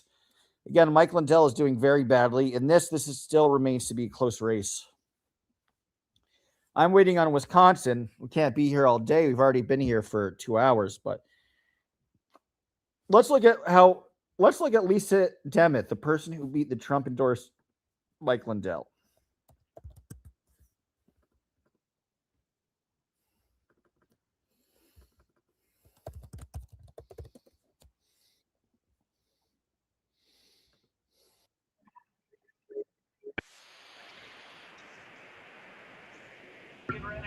Donald Trump's Gestapo is scooping folks up off the streets. My country's being stolen by fascists and Nazis. Enough. I've had enough of the hate and enough of the lies and enough of Tim Walz dividing Minnesotans to cover up his failures. Let's be real. Tim Walz doesn't just disagree with us. He hates us. He's more focused on attacking President Trump than on fixing Minnesota. I grew up right here. Mom worked at a bank. Dad drove a bus. We went to church on Sundays, worked hard. Families were thriving. We believed in Minnesota. Now, too many homes boarded up. Too many families living in fear of crime and rising costs. Drugs flooding our streets, taxes through the roof, and a governor more worried about pleasing the far left than doing what's actually right. He blew the surplus, raised taxes, let fraud run wild. He attacked ICE and gave free health care to illegal immigrants. That's not leadership, that's betrayal. But Minnesotans don't give up. We fight for what's right. That's why I ran for school board, to give parents a voice. Why I led Republicans in the House to stop Walz's reckless spending and radical agenda.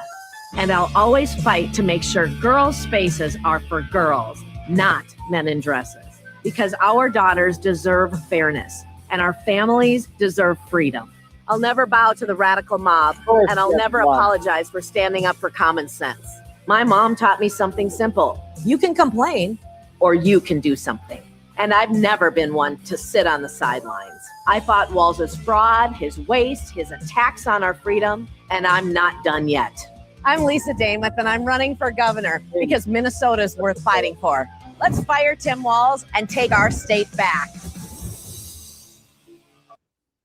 So that's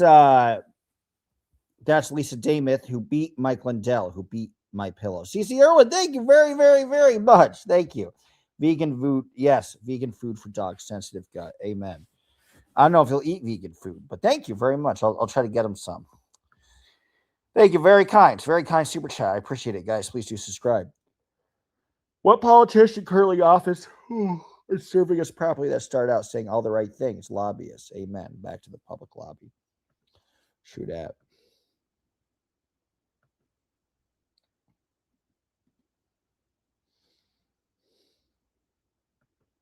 Maybe outside of the very first report, she's ever actually tipped this thing over, right? Right. You know, 8 counties left to count. You know, that might be the thing that's kind of, 77% of the vote counted statewide. And, she, as I say, she gets these big updates, a couple of them have been in surprising places. And I think the Madison number, you know, honestly, going into the night, you would have thought this number was a lot better for her. That's what I thought. That's why it still could get better. So Not I think there's a you know, there's more flux in this, I think, maybe than that 92% suggests. Even if she gets 50 and he gets 32, whatever. It's in 1382. Let me just. Boy, this turned into quite a. I said no, we're not going to 2 a.m. again. I don't know. This is what do we do? We'll go to 2 a.m. Put a 1 in the chat if you want me to. We're hopeful that that Milwaukee Central Count update. Hopefully, they beat some of their past history in terms of time. Is there? Yeah, has Decision Desk said anything about or a report? I know we have some reporters there, right? Like we're trying to track down timing. That's the best I got for you right now. Okay, but it does look like. I mean, clearly, it's not just Central Count now because there's more vote left in Milwaukee County than we thought, right? Yes, that's right. I just point to Central Count because I know that's a big expected batch of votes. Right. Yeah. No. Okay. It's just one of those. It's one of the many. Look at this. Our statewide expected vote has yet again been revised upward. We're essentially at 800,000 right now, and we started the night at like 6, maybe 6 and change. Yeah. So just. Part of the story is we've seen in one primary after another is this explosion of interest. Whoa, Dane must have just come in. Eau Claire? Eau Claire. So Kelja Royce, who is also quite progressive, you know, nobody gave her a shot. I thought she would have been more charismatic, more energetic, and would have been a better candidate. But she is taking a lot of votes away from Francesca Hong, who is a less talented candidate and sort of fell apart in the debates, where a lot of people felt that media-wise, she wasn't ready for prime time. Yes. Okay, wow, it was a huge update for Hong. So tell me about this update. Hong wins 1,584. Crowley gets 627. Wow. So she substantially pull it off. Also, an update from Brown County. Andrew at the Decision Desk talked to the clerk, and everything in that last update was everything in the city of Green Bay in one of the villages, Election Day and Central Count. Green Bay Central Count. Yes, it was the city of Green Bay, election plus Central Count plus one of the outlying villages. So they are basically done in Brown. Oh yeah, they're done. They are done. Okay, that is a wrap in Brown, and Hong wins it. I mean, that's it's like you keep going back and forth on who's got the, you know, just when you think, you know, there's no pattern. There's no expected pattern. Everybody assumes that things fall upon geographical patterns. College town, big city. Crowley was supposed to win the big city very comfortably. He is not. But at the same time, the other city, it's between big city, other city, and rural. The other city, Madison, Hong is winning, but not by a lot. Crowley, in updated vote counts, keeps losing. So right now, it's a razor-thin 300 vote spread. And most of these counties now are filled in. We have over 70% of the vote in. Hong lost a little bit this time. Now they're 400 votes apart. So Milwaukee, razor thin. Crowley should be doing much better in Milwaukee than he is. Madison, Hong should be doing better. But my feeling is now I think Hong is going to pull it off, because she's winning Madison by a more comfortable margin. If there's an extra 8% that helps her, that might be what she needs to win. And I'd expect Madison to get better for Hong versus worse, although you never know. But in all these rural counties, Crowley is not only winning, but he's winning quite comfortably by usually at least 10 to 15 points.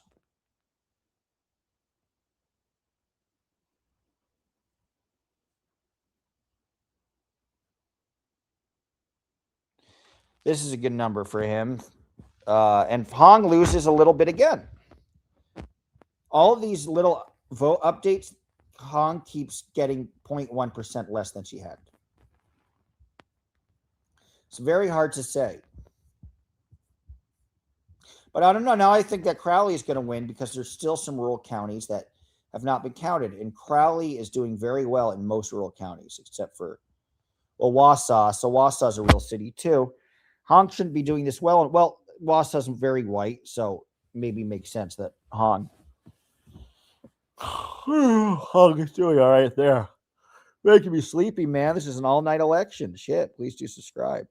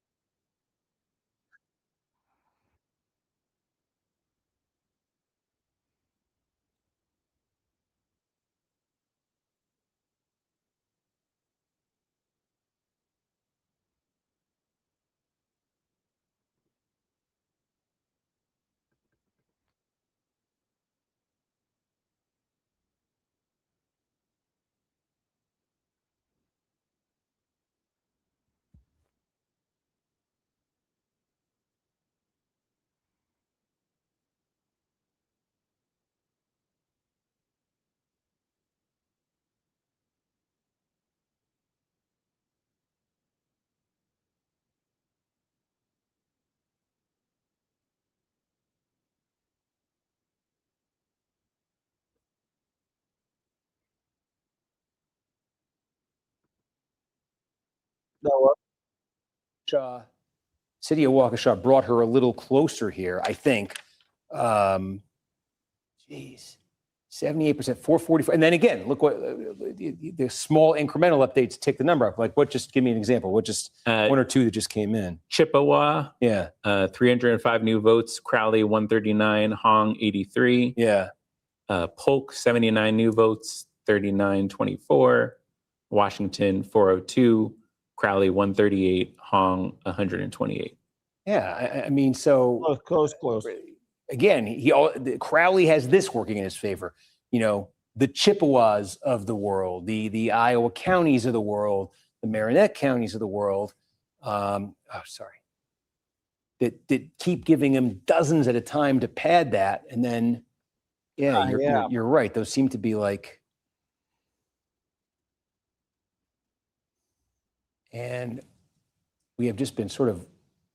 Dane seems to have really slowed down, but this one is, boy, whatever comes next here is huge. And we're at 90 in Racine. We had that all come in at once. I think.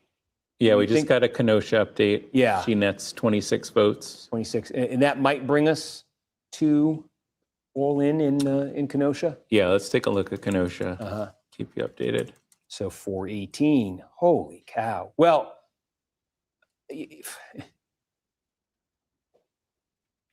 you know, nothing's called. I'll ask you a question after this, or maybe I'll look it up on my own.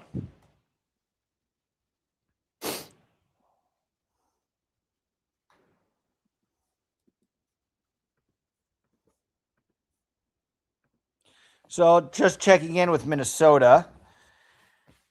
This might be a more comfortable victory by Peggy Flanagan. I think, again, as I mentioned before, I think Flanagan is a much more talented, likable, relatable, energetic, charismatic candidate than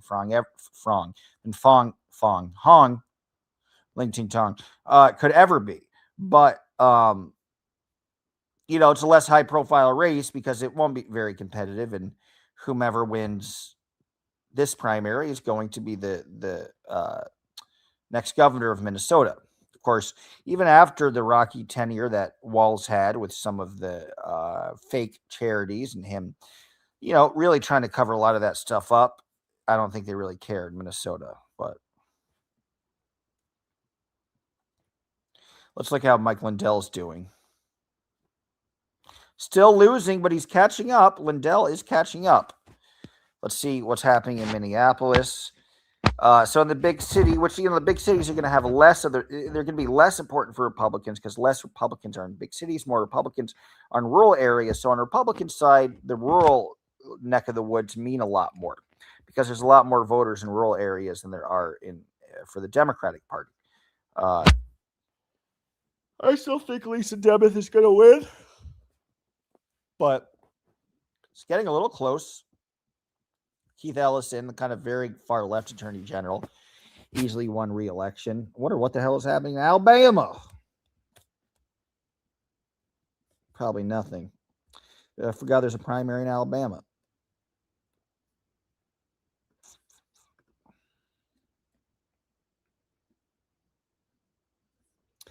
Just to look at another result that I don't know anything about this race. Democratic primary for governor. This is to replace Republican Pete Shumley, I think his name is, who is a very moderate, Phil Scott, a very moderate Republican, is very well liked. You don't realize in Vermont, they have a Republican governor, but he's almost this kind of classic socially liberal Romney type Republican. So Armando Giano, interesting to have an ethnic name in Vermont, versus Allie Richards. Let's see who has whose endorsement. I don't even know. Lieutenant Governor Molly Gray remains, who is a kind of an interesting figure.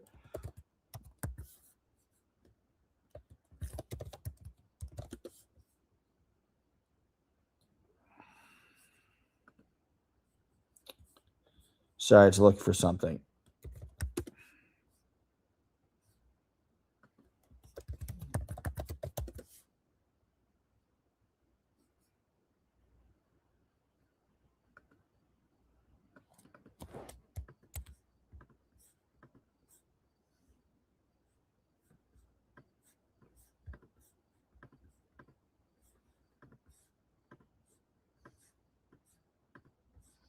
Where did... Oh, there it is. I was wondering where my screen went. We're going to look at something through our campaigns. We're going to look at the Vermont race.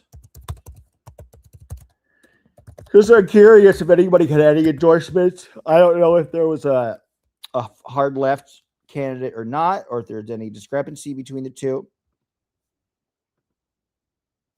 It's kind of cute. Say that. They're both kind of cute. So she's brand new. I know nothing about... Who is she? It's kind of weird. This woman is winning, and she was never elected to anything before. And nobody barely endorsed. God, this is... it's funny. This is such a sleeper race. I wonder, is Phil Scott running again? Yes. Okay. So the reason this is a sleeper race is because Phil Scott is a very popular moderate Republican. He appears to be running for a third term. And I think he'll probably, even in 2026, I think he's going to get that. So this is why nobody's got involved in this race. I know nothing about, and that's why they're not very qualified.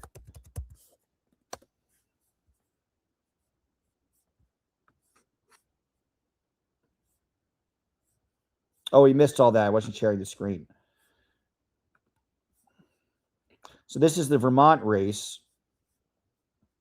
I'm just seeing if there's any significance at all, but they're running against Phil Scott, who is a very popular Republican governor. So raise are thin. Allie Richards might be the more left candidate because Howard Dean endorsed her, but that's nobody else is really endorsed in that.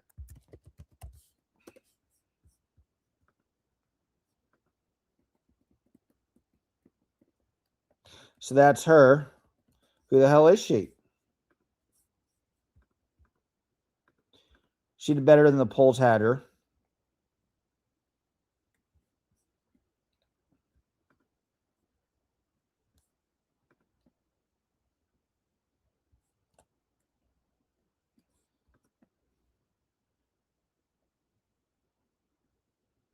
So yeah, she was like a non-for-profit CEO person. That's about it.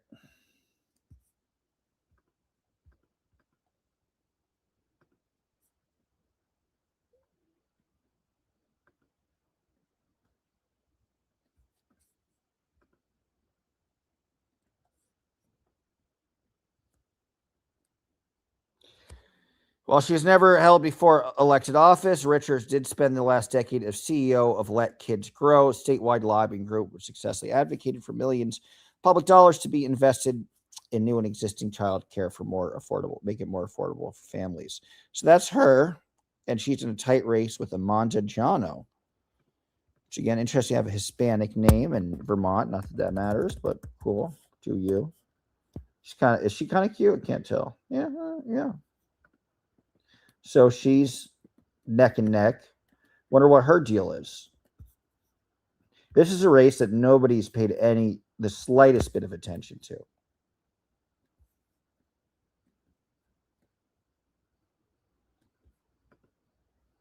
So she worked for the ACLU. So I think you have two pretty liberal people running against each other, which makes sense for Vermont.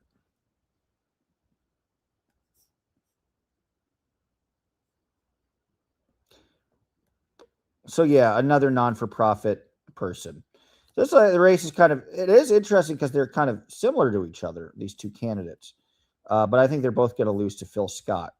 But that was the one other race that nobody was really talking about.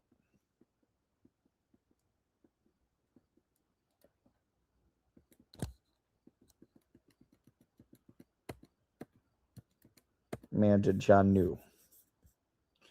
Best of luck to you.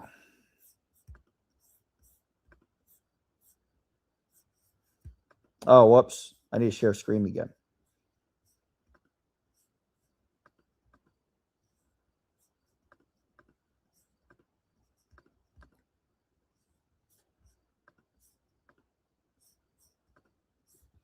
Amy Block is the only person that reported crimes to Walsh and others. She was locked up very quickly.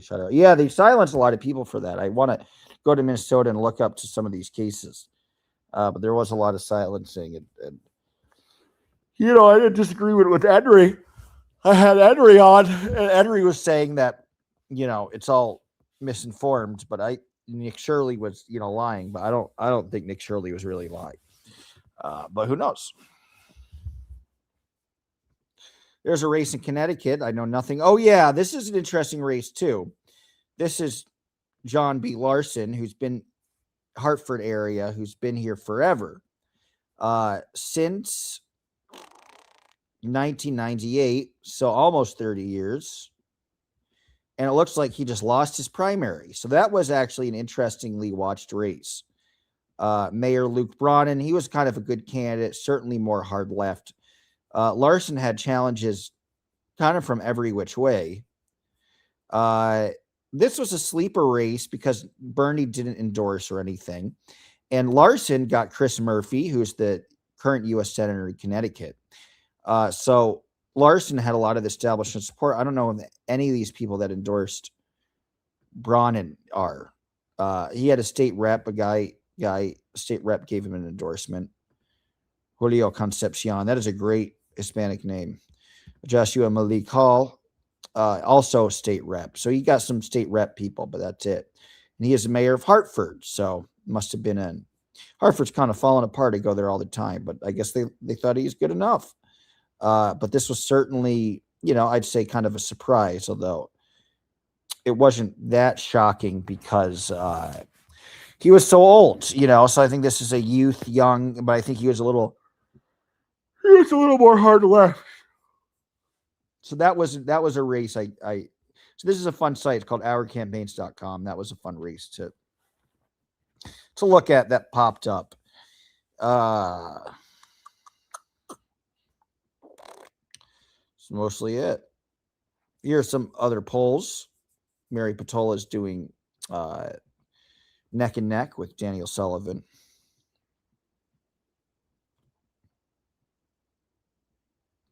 Tom Tiffany, unsurprisingly, got 9. I wonder if Tom Tiffany has a victory speech yet.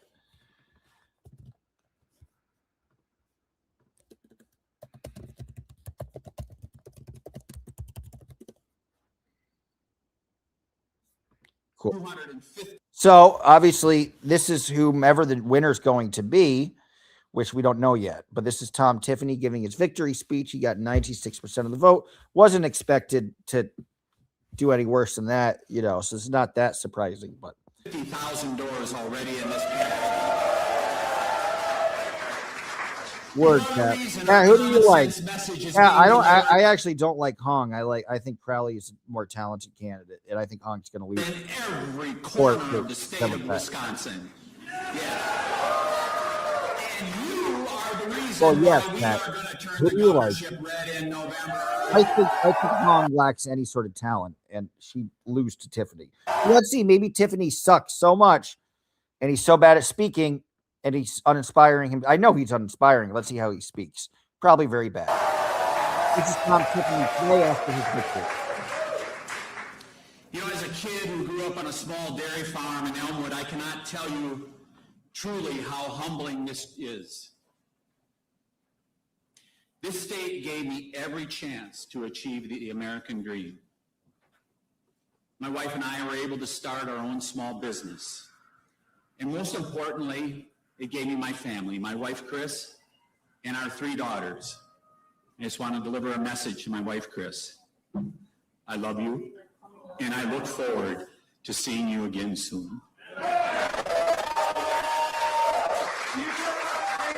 Unfortunately, she had to work tonight, Well, there she's along with nice. lots of poll workers across the state of Wisconsin. This isn't about just where I live, though. This is my home, just like it's your home. I love Wisconsin, but I see the direction that our state is going in. And I know that we can do better. You know we can do better, don't you?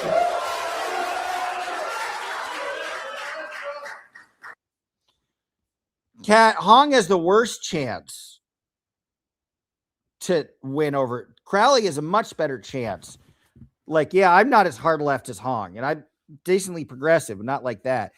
Hong lacks charisma, lacks talent, lacks energy, lacks likability, lacks the ability to be quick on her feet. Well, Cat, shut the fuck up, Tom. Oh, really? You should have voted, Cat. Are you registered in the Democratic Party or not registered? Should have voted for Crowley.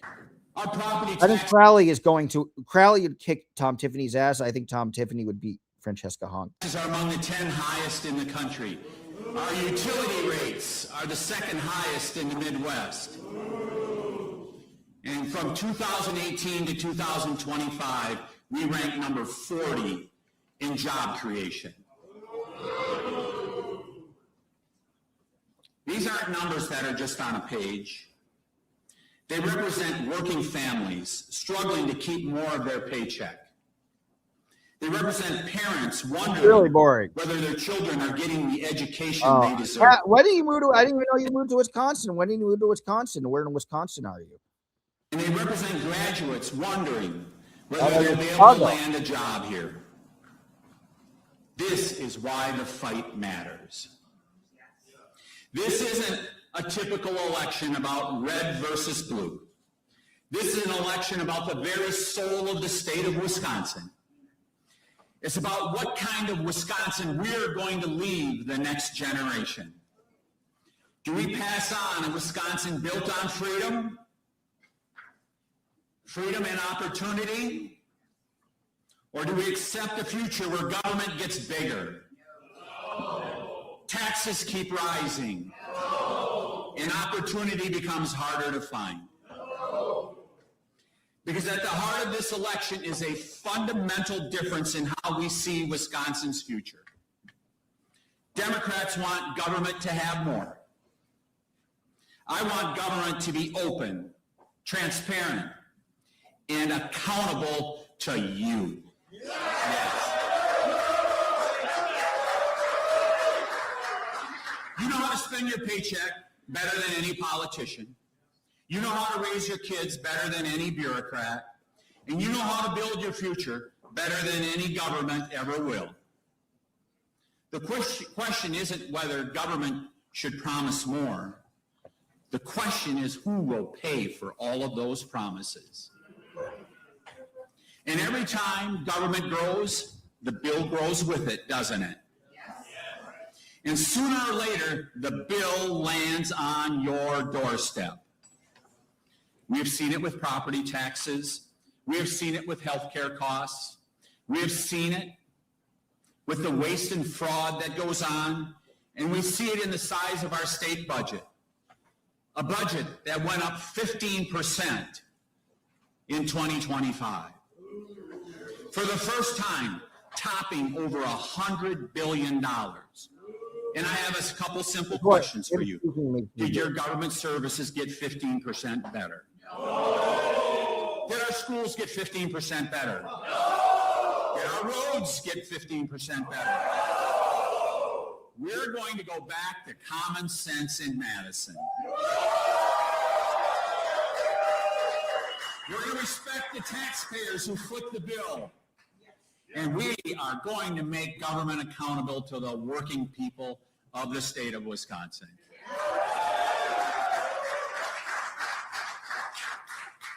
And so if you're with me. All right, we get it. Well, we got 1 minute left. Nothing sucks, though. It sucks as badly as Hong does. Yes, They it is both time suck. for You Betcha.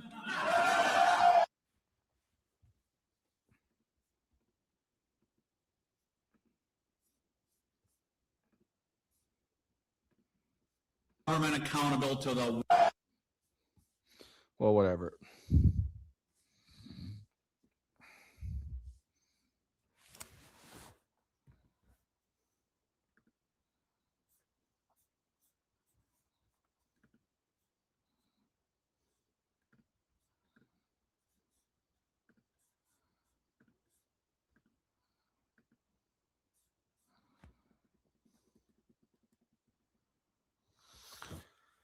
Woo! 0.2%, 0.2%. It's all separated again by just 0.2%.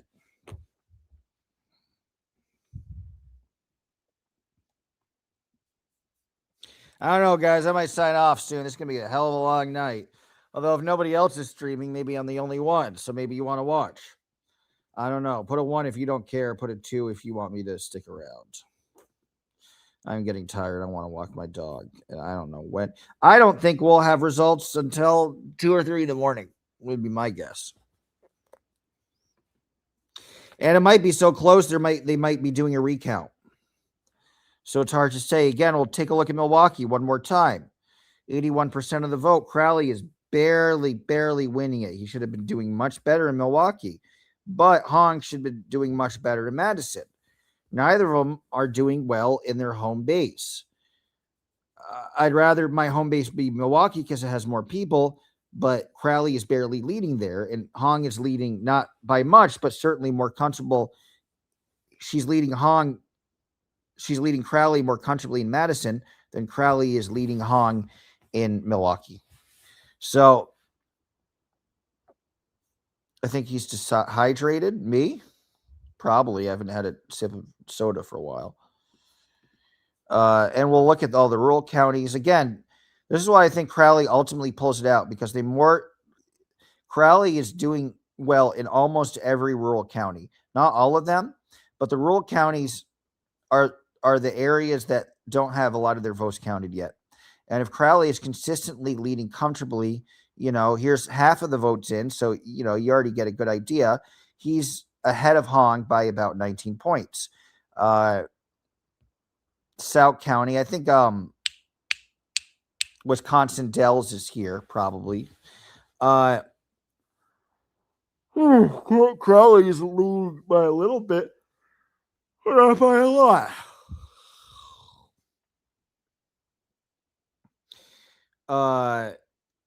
Let's look at the suburbs.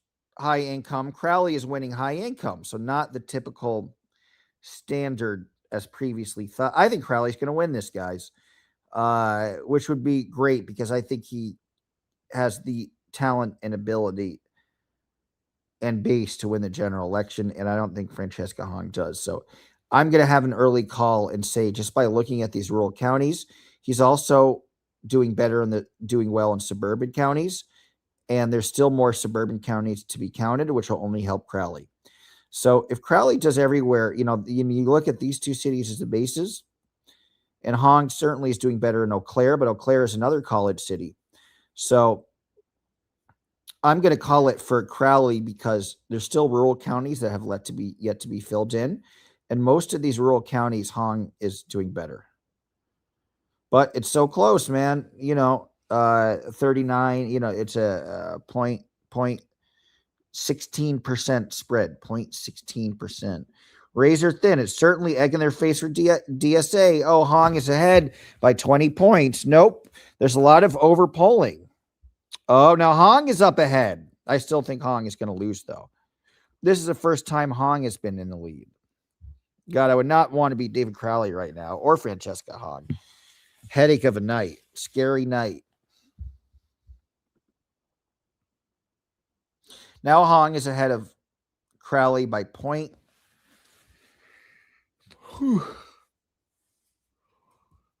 Well, 0.1%. The dog's yelling at me.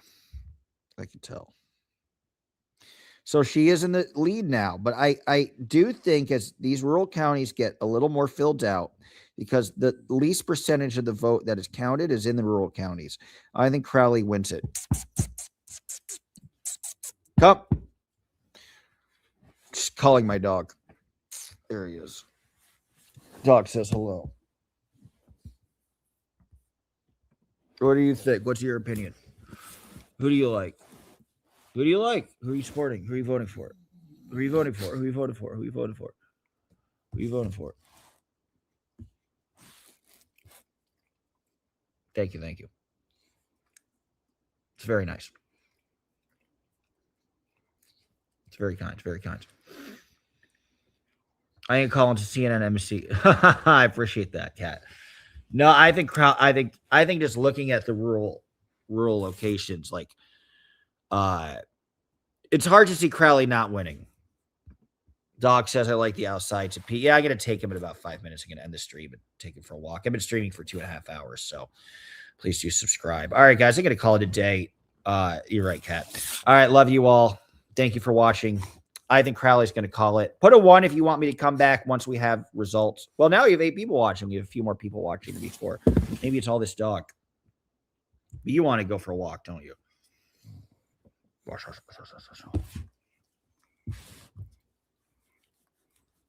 Anybody else's dog, like, a compulsive liquor?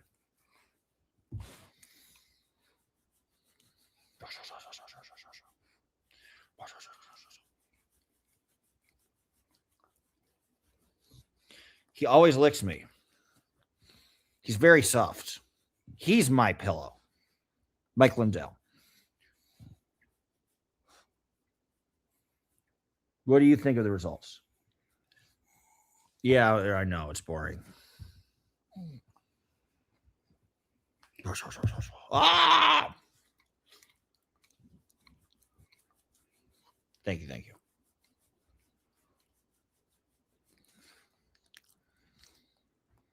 Yeah, I thought she had efficiency was saying dog is a star. Ain't that the truth? Celebrity dog. He's always eating shit that he shouldn't eat. There are some rocks. He's eating rocks. Just stop eating rocks, dude. Stop eating pebbles. Don't make me shock you like Hassan Piker does to his dog. I'm kidding. I'd never do that. You shouldn't eat rocks, man. Don't be fooled by the rocks that I got. I'm still the dog eating rock. I'm still rock eating dog. Don't be fooled by the rocks that I got. I'm still rocks eating dog. Dude, don't swallow it. Are you done?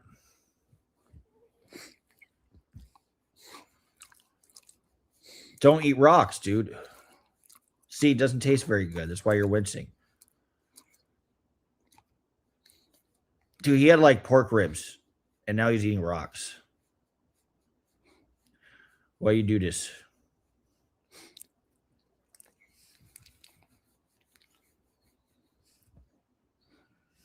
All right, let's look at some more results. If there's any discrepancy, there's been any change.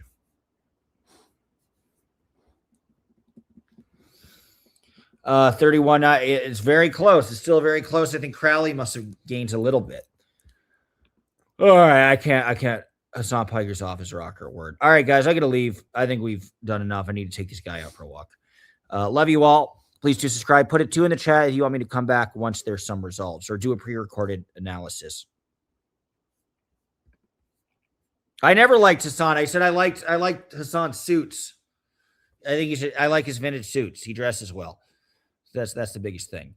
All right, guys. Much love to you.